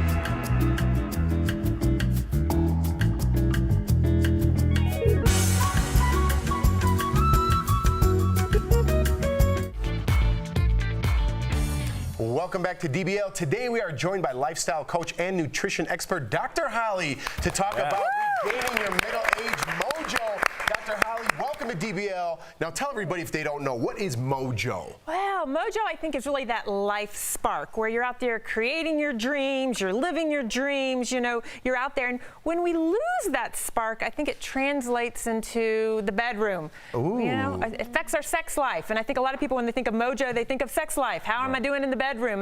What's my intimacy level? Kind of what's going on there? Mo lost his Joe. There you go. All right. Ooh, that all rhymed. See? We're good at our job. Killing it now. What would you say if to somebody that comes to you and they say, I feel like my mojo's fine, but honestly, I love my partner, we're good in every way, but I just feel like he or she has lost their mojo and that's translating to the bedroom. And they were like, what's the initial step? What should I do? Yeah, I think you have to have a conversation with them. You know, maybe they feel like they've lost their mojo, maybe they don't. That's what you got to find out. You got to have that conversation, and part of that, having mojo in the bedroom is being intimate. It's really being able to have those difficult conversations. It's being uncomfortable. It's about talking about things you maybe don't want to talk about, but that's what you need to do. So I think you have to, kind of bring the subject up with them and just see what's going on. Our DBL Nation is so transparent about a lot of them. They raise their kids. They're still with their partner, but they've been in sexless relationships for quite some time. Now the kids are out of the picture. Well, not out of the picture, but out of the home. And how do they reconnect when it's kind of a mutual thing? Yeah, I think when you get into a rut, which is a lot of, you've been doing it one way for so long, maybe you've been put all your energy into your kids' dreams and making that happen. And you have to kind of say, what do I want? Right. And I think you have to build that back up. You got to set that intention. You got to try something. You got to do something a little different. I always say you got to kind of maybe try a sex diet, which means try some new foods, try some new things, not literal foods, but try something different. Is there some like foods that you could try, or maybe like some smells, something to get you going? Yeah, so people always ask me, like Dr. Holly, is there food? What can I eat? No, it's not that. But they always ask me, oysters, or is there some kind of, aphrodisiac? I want something that's gonna increase my libido or make me, make me a little bit better in bed. And when you look at the data, there's really no food that increases libido or changes physiology. But what does it change? If you think something's gonna happen, you eat something, what's it changing? Mindset. And if you kind of have that as a ritual, you know what? I do that in the evening and I know what's coming. I'm thinking, I'm setting my intention, I'm getting ready to do it. The body follows the mind. And if you think you're going to be more sexy, you think you're going to be better in bed, you know what? You're going to be better in bed. So it may not exactly work the way you think it works, but try it out. This might sound weird, but is it okay to sexually objectify your partner? And the reason I asked that, is you become parents over the course of 20 years, and you see yourself as a parent, as a worker, as a provider, but it's very rare that somebody's like, hey, I think you're sexy. So maybe redefining the mindset of your partner being like, no, you're also a sexual, beautiful being to me, and I want to treat you like that as well. I think it's fine to tell your partner that they're sexy. Right. I think that's a great thing. You're beautiful, you're sexy. I think so many times we tell ourselves stories. That's what we say to ourselves. I don't feel sexy, I'm not sexy. He doesn't think I'm sexy, she doesn't think I'm sexy, whatever. So telling your partner that would be a great way to start. And then you yourself have to sometimes rewrite your story. Sometimes over years you've told yourself, I'm not good in bed, or I'm not sexy enough. And those are stories. A lot of times it isn't your partner that thinks that, it's you. Well, when it's texted to you. So Al's sex advice is abuse your partner with compliments. No. Shower them.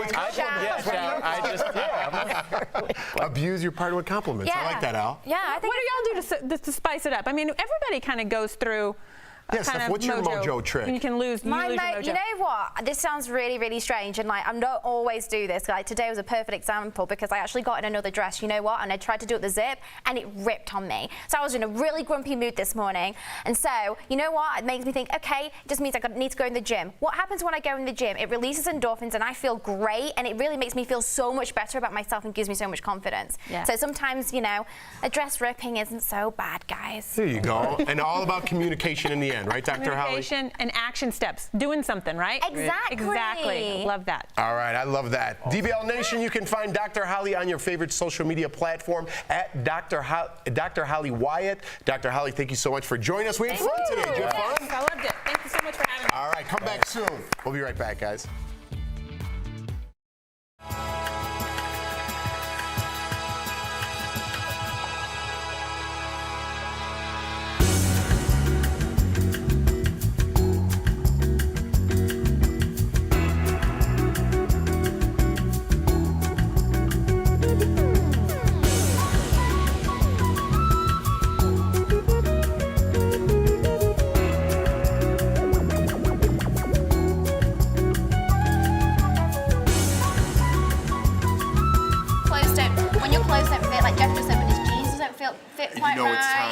You just don't feel quite good. And then honestly, I really think that affects your psychological behavior and how you then treat everyone around you and your own aura, because you just don't feel good within yourself. When you're like, oh man, someone just washed these jeans. Yeah. No, they didn't. And I will say this, and I don't think this is talked about enough. Make sure Erica's let's make sure we keep our jobs. I'm just saying, I think the more you're in shape, the better you can perform in bed. And I never put that together. No, that's definitely true. It's an athletic act. And if you are in good shape, it definitely helps. Okay, but let's just be clear, because good shape is a very subjective thing. Being able to hold yourself up with your arms. It's a very subjective thing, because you can be in amazing shape, ready to take the stage in fitness competition type stuff, and that does not help your libido. You could be someone who is, working out on a regular basis, not necessarily looking like Superman, but better able to perform than someone who does look like Superman, because those are different things that are happening physiologically in your body. So I think that's really important. I think being healthy, though. Being healthy, eating the right foods. If you're eating fried food and you're gonna feel sluggish, which isn't gonna make you feel sexy. If you're eating healthier, you feel leaner. It doesn't matter what you look like. You feel better. You got more energy. Yeah. No one's ever said, "Let me take those sweatpants off you." It's always nice clothes. Like, if What are you have talking about? I like sweatpants on- sweatpants. Yeah, but they're I not love sexy. Loads of They're not guys think sexy. sweatpants are Yes, really they are. sexy. They are Sweatpants, hair tied, chilling with no makeup on. Sweatpants. That's what you think it is. I hope you don't didn't take agree. it wrong. I didn't agree. No, I think like You think know, sweatpants are sexy? Everyone didn't like sometimes my yeah. It depends on the sweatpants. There's like, I have the flu sweatpants. You know those? That I mean, it's it like when you're depends, sick, you and then they're know. like, you got kind of like nice custom-made sweatpants. I Yeah, don't but they- own flu sweatpants. You don't own the Well, just the what's gray There's ones nice that look like your sweatpants. gym class. You don't have those? No. Like Remember- tapered ones? There's the old school, like you're a police recruit. Who How about if has you're wearing those? like A lot of people have gray sweatpants. you're Like, picturing tapered Tori when she comes into bottoms? work. Oh, he means a bit where it's tight. Yeah, but Tori looks like she just found her Michigan way Michigan. out of Central Park on a Tuesday afternoon. She's not even here. We're walks singing in her. Yeah. with her Sony Al's Bluetooth got headphones on. that image tattooed in his Yes. head because now so do I. yeah. I'm talking about like back in the day when girls used to wear like the Victoria's Secret or what's the one on Juicy? The pink? Juicy, Yeah. another one. Oh, Oh, is it the same? And Juicy Couture. No, you mean. pink No, they're and two Juicy different. are Yeah, two yeah. different ones. I bet I could see Erica rocking a pair of Juicy back in the day. Oh yeah. I never rocked a pair of Oh, Juicy I would have definitely thought you would.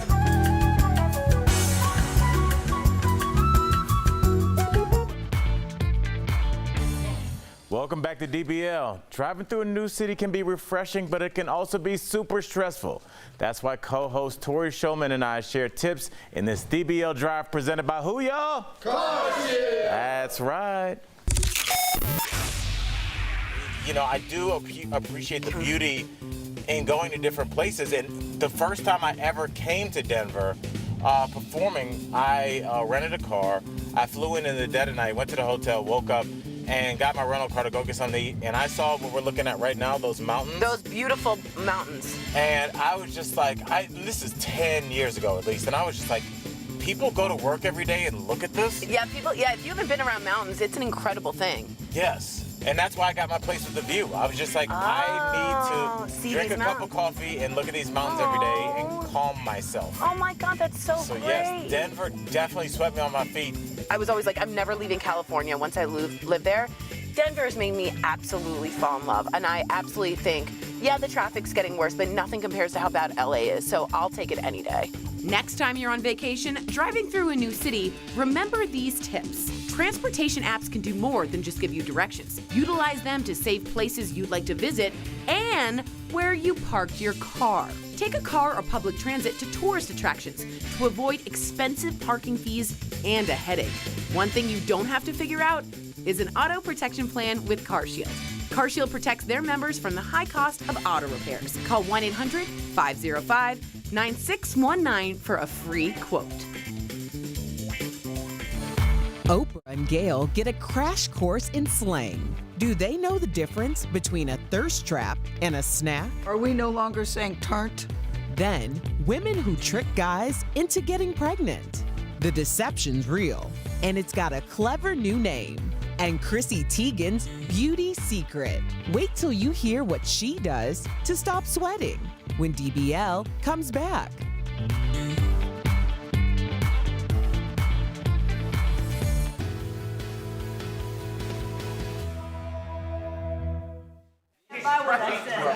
All right, hi DBL Nation. I have a story that I've been reporting on all day as part of my At This Moment is ASAP Rocky being found guilty in a Swedish court for assault. Now, if you were to watch the video, these two men follow him and his bodyguard and other people with him for an extended amount of time and won't back down, and then eventually a fight did happen.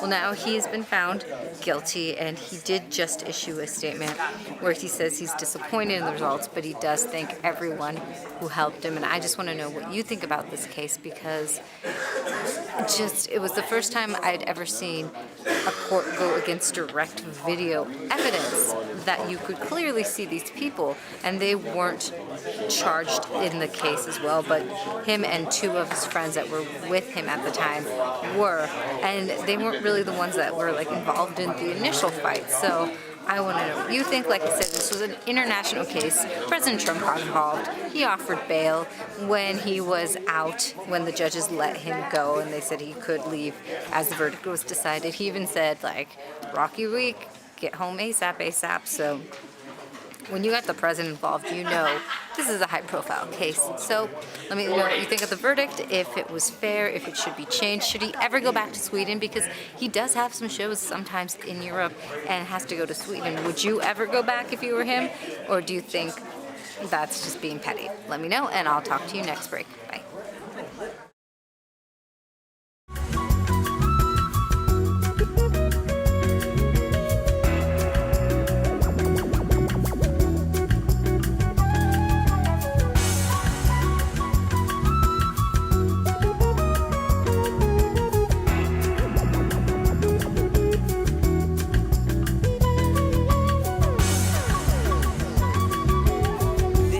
Daily Blast Live. We're talking about what you're talking about. Because everyone's talking about this. Always live, always real, always unpredictable. You are totally off base here. Log on and join our live conversation. You think this hair just naturally stays like this?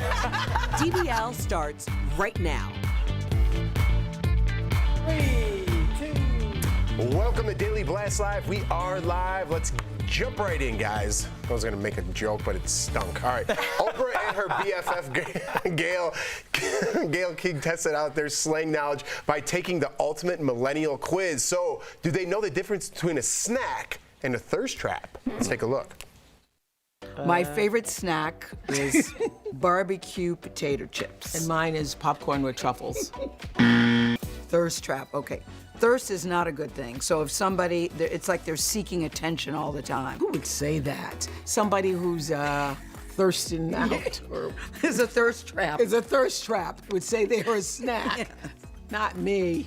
Do you know snack and thirst trap? I knew snack and thirst trap, but Al actually had quite a few that I did not know. Like what? There's a couple. Do you guys know what Yeti is? Like the mug? What do you think Yeti is? A hairy person. A Yeti? Yes. Is it like a sexual position? No, it isn't. And then I hit her with the Yeti. No, no, it's not that at all. Good thing I said it's soft. Yeah, no, that is not it. We aren't at the bar. So the audience couldn't hear. You have a mic on. Yeti's money. Yeah. I think we're done with slang. I think so too. I want to come back I don't know tomorrow. why I whispered that. All right, anyway, that was actually pretty funny. And I don't know what Yeti means yet either. What is money? It means money. Oh, I was way off. Yeah. I was way off. All right, close. We're going to move on. Yes. I can't even hold my cards. Some women are so desperate to get pregnant, they're becoming spurglers. Oh, it's true. Which is a sperm. This is a better story to get into. This is a way better one. They are taking matters into their own hands to make it happen. They'll do anything like tell a man with good looks and intelligence they are on birth control when they really aren't, and then they get pregnant. We're laughing because of the last thing. This is terrible. This should be a crime. Is so bad, and it really ticks me off because anytime you take away someone's freedom of choice, so you know that you're able to get pregnant. Well, let me just be clear. First of all, men, you are not innocent in this because you should be protecting your health as well as your genetic materials at all times, especially with some thought that, can I say thought? Yes. Yeah. Hey, keep going. You can say anything you want now. THOUGHT, yes. THOUGHT. That's just trying to trap you. So first of all, that's your responsibility. But sis, let me tell you, if you're thinking about doing this, I want you to go back to fundamentals of mathematics 101, because if it's about the money, raising babies are very, very expensive, and you are not doing yourself any favors by trying to get money from him. If it's about his genetic makeup and intelligence, then you are cutting yourself short because you could just find someone who actually loves you and wants to procreate with you, as opposed to trapping some man who wants to have nothing to do with you because he knows that you have a screwed up moral compass and now the baby is suffering. Sis, get it together. That is not okay. Ooh, right. Come on, Erica. Fire. I feel like this is like a very serious thing, but the name is so weird that you can't feel sorry for the person. Like somebody was like, Jeff, dude, I gotta talk to you. I got spurgled.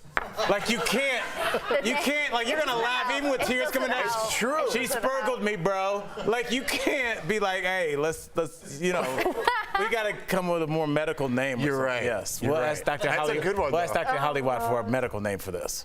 Yeah, I don't want any of my friends to get spurgled. One of but my I friends kinda got do. spurgled. One of my friends got spurgled. Your friend got spurgled? My friend got spurgled. Taz, oh, I love you, Taz. I'm so sorry, but Taz, right? So Taz was dating this woman back in London. Uh-oh.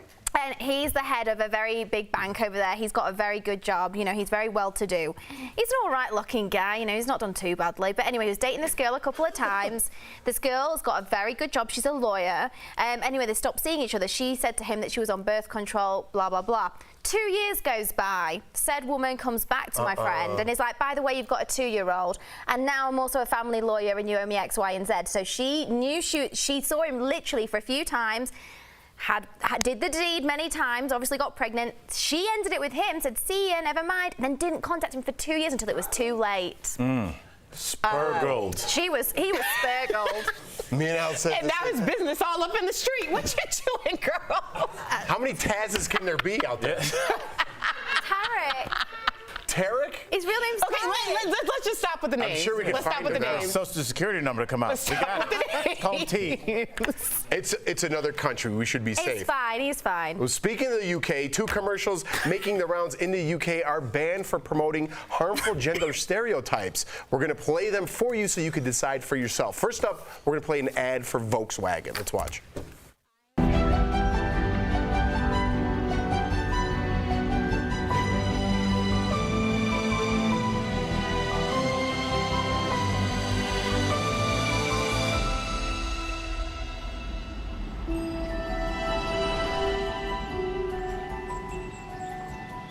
All right, did you notice anything there? We got one more for you. Let's play this ad for Philadelphia cream cheese and see if you see anything.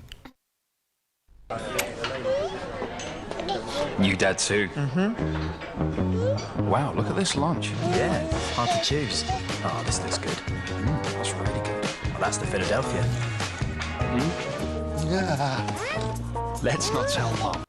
So we want to hear from you. Hit us up at dblvote.com and let us know, should ads with gender stereotypes be banned? So in case you didn't know, the first one, like all the astronauts were male, the athlete was male, and then when the car drove by, it was a woman with her baby. And then the second one was kind of like the bumbly, the idiot dad, I should just say. Because that's kind of me. I'm not offended by that. It kind of hits home for me. You know what I mean? I don't think the second Especially ad new was as bad as dads. the I was first. scared of Nobody death. I knows was what they're scared of doing. death. That's honest. I never wanted to hold my. I was like, get them away. I'm going to drop it. So I definitely kind of understand the bumbling dads thing. But I just, full disclosure, we've seen this video a couple times now today. I finally understood what the woman on the bench with the wind going by. It's supposed to be that they have clean emissions. And if you remember, Volkswagen got in a ton of trouble. Because they were lying to people about their they got that huge class action lawsuit. So I think when she sits up and kind of feels refreshed and her sweater is moving, clearly showing that she got the wind from the car, that they're kind of saying everything is cool now. I just put that together. Apart from your stereotypes, Volkswagen. Yeah, I just think they were so busy trying to push that narrative. Yeah, you're right. Is that crazy, Erica? You're making a face. No. That makes sense, though. Yeah. I didn't pick that up. I thought that it was the fact that the car was quiet. But also, to be so honest, she didn't when even I notice saw that a car went by. first time, I was reading when we learn to adapt, and then this one is saying, we can achieve anything. And then you see her, I was thinking that she learned to adapt. Now she's a mom.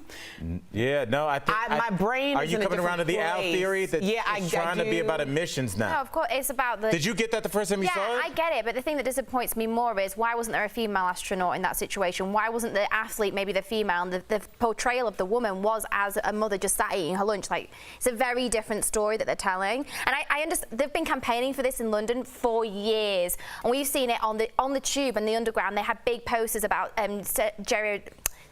stereotypes of different genders in the portrayal and how damaging it is to young children. Like how often we don't see doctors as female, we see them as male in adverts all the time. The second one, I didn't think it was as bad because it was like dads looking after their kids, and I actually quite like that. I thought that was good. But the first one, yeah, needs work. It's not good. I do think that we are seeing changes because much like the comedian W. Kamau Bell. Yes, when he talked about his daughter and Doc McStuffins, his daughter thinking that all doctors were black women. My niece, Rita, thinks the same thing. So that is amazing. But I think we should all just agree that the Volkswagen ad sucked because honestly, it made no sense.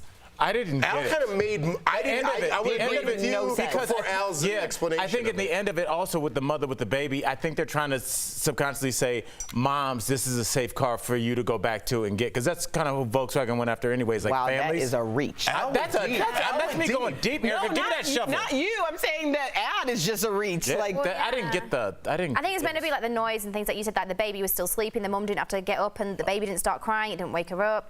You know. Okay. Bad ad. All right. Bad ad. All right. So let's see what the audience should gender stereotypes be banned? No. 50% say no. Wow. All right. There you go. DBL Nation has spoken. All right, guys. Have you ever texted the wrong number? Well, one person did, and it's hilarious. It started with this. A person texts someone who he thinks is a girl he went out with recently saying, "Hey, want to go to the game tonight?" And the other person writes back, "I think you have the wrong number." And that's when the person insists he's got the right number, saying, "We got high together." Turns out the other person was this guy, a Missouri police officer. He sends a selfie with a badge and says, "Pretty sure we didn't get high together." And when the cop asks if the person still wants to go to the game tonight, guess what he writes back? Wrong number. I think he was high to start. Did you read the first text? What was the It first made one? no sense. Booth, can we get that first text back up? I think he was high with the first thing he sent. Hey, would you like to go to the game tonight? It won't you free hot dog and soda. Yeah, that right off the bat was bananas. Eric, I know you dealt with this. Yes. So my sister was in university, and we were sending money to, or basically there was this exchange of money, and it was my mom, my sister, and I on this text message. So my mom was asking for account information, and she was like, "Send the account information." Well, the reply was like, "No, I'm not sending you my account information." So then I got on my sister for being like disrespectful to my mom. Like, we're trying to help you out. Send the information. So then the person gets a little bit more aggressive. Well, it turns out after like the third exchange, we were talking to the wrong person. My mom somehow put a thread in with this person's number. And then the person responded, "Good luck to the student at so-and-so university," after I said, "I'm so sorry," because they were threatening to call the cops. Like, "You want my bank account information?" Like, they were really angry. So fast forward some time, my mom gets a new car. She sends a picture on the same thread of her in the car with like her hands up saying, "Living the life." And then I respond like, "Mom, stop texting." So I just write back, "Sorry, person, have a good day." So now they can at least put like a picture to the text. They didn't write back to it, did they? No, they did not. But it's all over now. It's all over. My experience wasn't, I don't know if we have time to get into it, but okay, the booth tells me I have time. My old number that I had for years when I lived in Miami, Florida, I had the same number for probably 15 years. And when I moved out to LA, I finally got a different number. And I was flying, matter of fact, I was coming to perform here in Denver at the Improv. I didn't live here yet, and I've known the manager at the Improv forever, and he and I, we always play basketball together because he used to play pro ball. And so, I'm at the airport and I'm waiting on him. He's always on time, and it's his hour passes, 2 hours. I get something to eat. And it's just hours are going by. And at this point, the show's at 8, and I'm still at the airport at like 5:30. And I called the comedy club, and I was like, "Hey, is my buddy Big Phil there?" And he was like, "Yeah." And I was like, "Tell him I'm at the airport. I'm waiting on him." And he says he's texting you right now, and he told you, and you told him your flight was delayed. And I'm like, "What are you talking about?" He is texting my old number, and this person is answering as me. Oh my God. But like telling him, making up a fake flight delay. And then I realized this person has been texting everybody that knows me back, like, "Oh, when are you going to be on TV? Oh, yeah, I'm working on a new set." And just this guy was responding to dozens of people that were texting my old number. So sometimes it's funny, like Erica, and sometimes I had to go to the police and get him to stop. But he's like some young kid in Jersey. He's like a 14-year-old kid. You never think about who gets your old number when you switch numbers. Yeah, found out. Crazy. All right, guys, coming up on DBL, a story about determination despite life's greatest challenges. Watch how a man who lost all of his limbs succeeded in ways that will wow you. Plus, you won't believe the weird reasons behind the most popular wedding traditions. We'll fill you in next.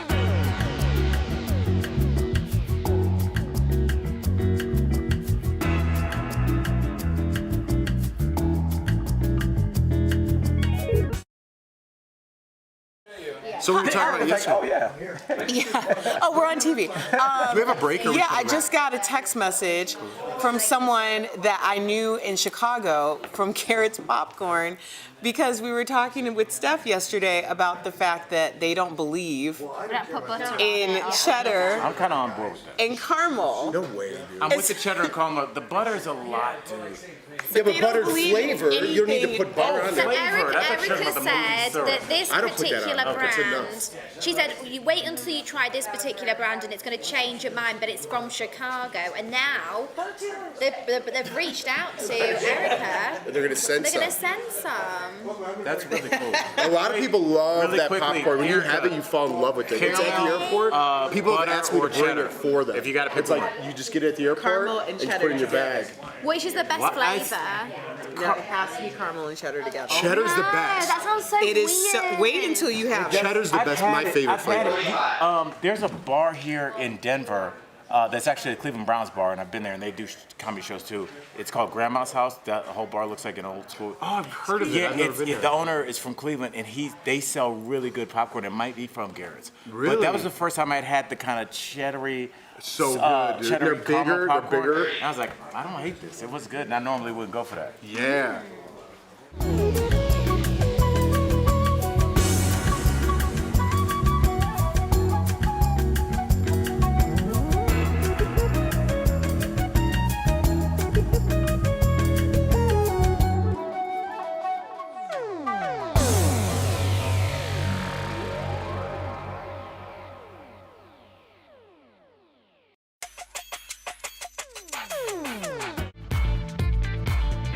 Welcome back to DBL. The website Refinery29 recently published a list featuring surprising reasons behind the most popular wedding traditions. We're going to show you some of the crazy ones, all right? These are pretty crazy. First up, the bouquet toss. It goes back to medieval times. Unmarried wedding guests would attack the bride and tear off pieces of her clothing in hopes the pieces would bring good luck. Brides eventually started tossing their bouquet into a crowd to avoid assault. It's amazing the human species has made it. We are just dumb animals. What is going exactly. on? What is that? What is We've that? evolved. If people say we haven't come a long way, that's coming a long way. Is your wedding dress intact? We did. I did not know that. I did not either. Your friends and family didn't attack you and pull off all your clothes in the middle of nowhere. How lovely one. Your aunt's over there crying as they rip your clothes. It's so beautiful. What a weird tradition. Totally weird. They're all weird. Next, man. why do brides and grooms avoid seeing each other on their wedding day? This goes back to times of arranged marriages. If the groom could not see the bride until the wedding, he couldn't back out if he didn't like what he saw. It's the same reason why brides wear veils, because, you know, once you're at the altar and you pick it up, Mind blown. yama hama, I gotta go. Mind blown. Didn't know that. Can you imagine that? Them like taking the veil off and your husband darts out the door. Yeah, your husband to be. Now you have the veil on, so you can see his bootleg, but Yes, you should be running. You should be the other running way. out the other way. Never Think mind. that ever him. happened? Yeah, I hope so. It's loud. It's We're like a jazz band. energy wedding music. I like it. Oh yeah, okay, your move was much better. Mine was like some kind of weird that was movement. I That channeled was my like inner used car Tory. dealership. That was a channeled my inner Tory. I gotta go back and watch. And finally, the garter toss. Back in the day, newlyweds were expected to consummate their marriage immediately after the wedding. No. Yes, just like in Game of Thrones, the groom would give the bride's garter to the waiting crowd. The waiting crowd to prove that the deed was done. That is so creepy. There was like dudes out there with like torches waiting for the deed to be done. That's super creepy, especially when you're thinking of like a 13-year-old bride on top of it. Yeah, which Yes. they were young, bad times. Yeah, weddings are just, I just feel like, even we're talking about old school, but I think modern day weddings are just, they're just it's alcohol, an open bar, mixed with a lot of emotions. People like that have had beef for a long time, they're all in the same room, and it's just like, it's always, I've been to 3 weddings. One, not gonna say the bride may have left crying through the double exit doors. Another one, a couple of bombs were dropped. Let's leave it at that during the groomsman speech. It's because everybody's drunk and also emotional. Yeah. They're like, Jeff, you remember the time in Mexico? And everybody's like, stop. Yeah. talking. Why do you think most of us are there? Yeah. the fireworks. To watch the speeches. We're not there to see. Do you guys think the cake thing in the face is weird? Yeah. Yes. It's almost like here in America, you take like a little piece of the cake and you like supposed to mush it in your. I feel uncomfortable even doing that. No, they feed. I swear, it's a tradition here. But like it's like you feed kind of each other push it in the tradition. face. And then, in England, you just to have the feed each knife. other, right? Oh, yeah. To But in feed each England, you other. just have the knife and you just both cut it together. Like That's civilized. It. That's Here, it. it like gets messy and then people get in arguments. That's not a good. It's not you good. Definitely got to discuss. I paid to have my makeup and hair done. Don't be rubbing cake in my face. All right, guys, coming up on DBL, even though a man lost his arms and legs, he's still achieving his goals in an incredible way. Don't miss this Heart Threads coming up next.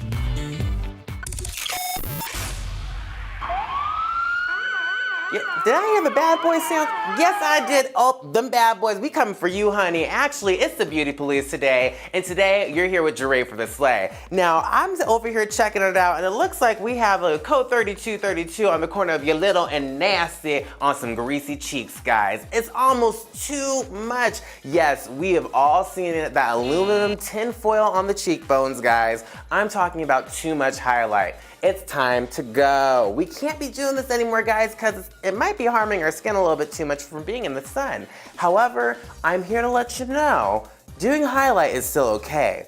It's just proportioning the highlight is what you want. Now, my best theory of what I like to think of when I think of a good highlight is a little drizzle of icing. You know, something that you put on a bundt cake, okay? Now, we don't want to get crazy and frost and load it like a cupcake. We just want it to be like a bundt cake. So I got a couple tips to make sure you're not looking like a greasy cheeks, all right? So your step one is going to be to look at the high points of the face only. Too many times I see a lot of people overload the highlight just all over the face and think, I'm just gonna glow today for Jesus. No, no, no, no. You're not J-Lo, girl. That takes a whole lifetime to become, okay? Instead, look at those high points, so the high points of our cheeks, the bridge of our nose, underneath our brow, and maybe even our Cupid's bow, to go ahead and select those areas for your highlight. Now, I typically, as you can see, like to just drizzle it right on top of my cheekbones. Drizzle it, don't do too much of it. That cupcake analogy comes right back into play in it, because if you overfrost it, you're gonna be left with some greasy cheeks. Now, something else you can do is try to use a cream highlight. This is a great way to balance out your highlight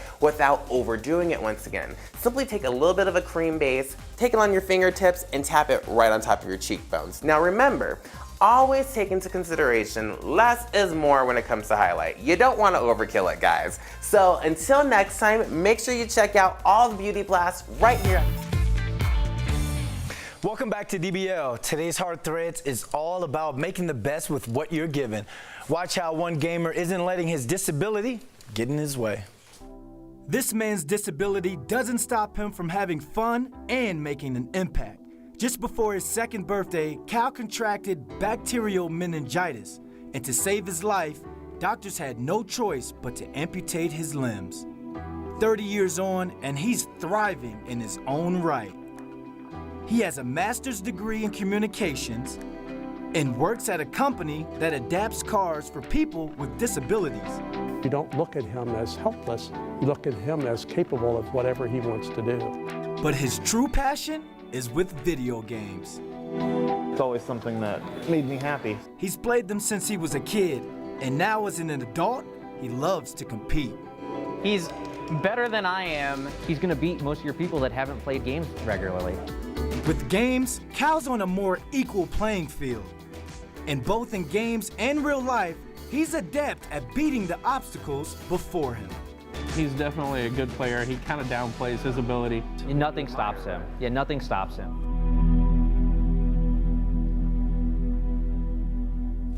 Keep beating them, Cal. We're rooting for you, buddy. We'll be right back. Promotional consideration is brought to you by... Hey everyone, welcome to Coming to America Snackable Edition. For all the foodies out there, today, hang on, let me take my knife and fork off. Today I am testing and trying for the very first time a Cinnabon. Cinnabon. It looks like a kind of pastry with, I'm guessing, cinnamon on it, some kind of white sticky sauce. Interesting. And this came in at around $5. $5? You can get a full meal in some places for $5. Like if you go to, like, I don't know, KFC or Popeyes or Wendy's or somewhere, you can get like fries, burger, chips same difference. You know, basically, I'm expecting a lot from this due to its cost, all right? I think that is quite pricey for a pastry. So I'm gonna use a knife and fork because it's a little bit gooey. I'm gonna look where it looks the most. I'm just gonna try and go straight in for the middle. Let's just go straight in. Now it is a bit warm. Oh my gosh, look at this gooiness, wait. Look at that. I mean, it looks very moist. Let's get on in there. Okay, let's have a look. Oh my God, it's falling apart. Right, I've gone straight for the middle, the sweet spot. Okay, sniffing it, it does smell really nice. Smells very sweet, smells fresh. Okay, it is warm as well. Okay, upon the initial lick, I'm feeling it.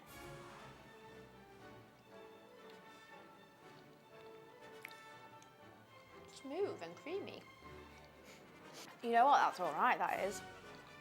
That is delightful. Oh, get a bit more of that sauce on. What is this sauce? Does anyone know what this sauce is? Just icing.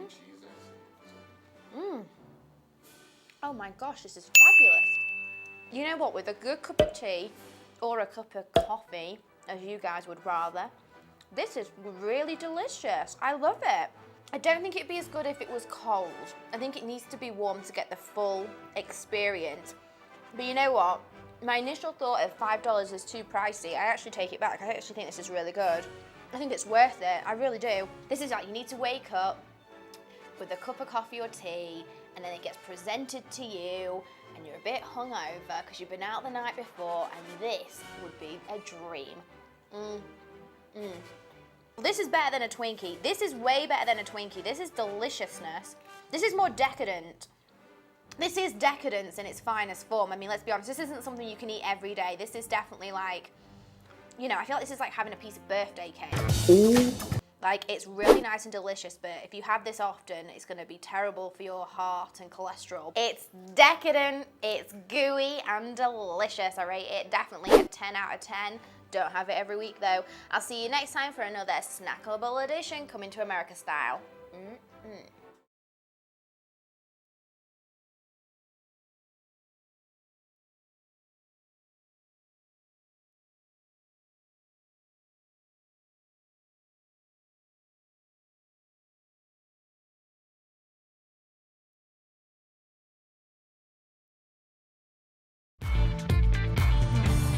If you're afraid of needles, look away. Chrissy Teigen doesn't have to worry about sweaty armpits anymore thanks to Botox. Apparently it works for sweating too. Chrissy says she can wear silk again. Oh, I can sleep tonight. So happy for Chrissy. No, honestly, that's a big deal. Yeah. Yeah, some people really sweat profusely and it really helps them. And I've known gentlemen have it before in their palms of their hands so that when they shake business, you know, hands in business meetings, they're not having a sweaty hand. Right. Yeah. It works. No, I know. And I know some actors in Hollywood that actually had it. I know people who had it because they say when they go in for audition, they're not nervous, but they're already sweating, and it makes them look like they're desperate or nervous for the part. So I get it. Let's be real. I've had it in my forehead, and so have you two lads. Yeah, Botox. Yeah. We did it for the show, though. Yeah. I'll do it again if they ask me. I was going to say something else, but we've already had a pretty interesting show. We'll see you guys tomorrow.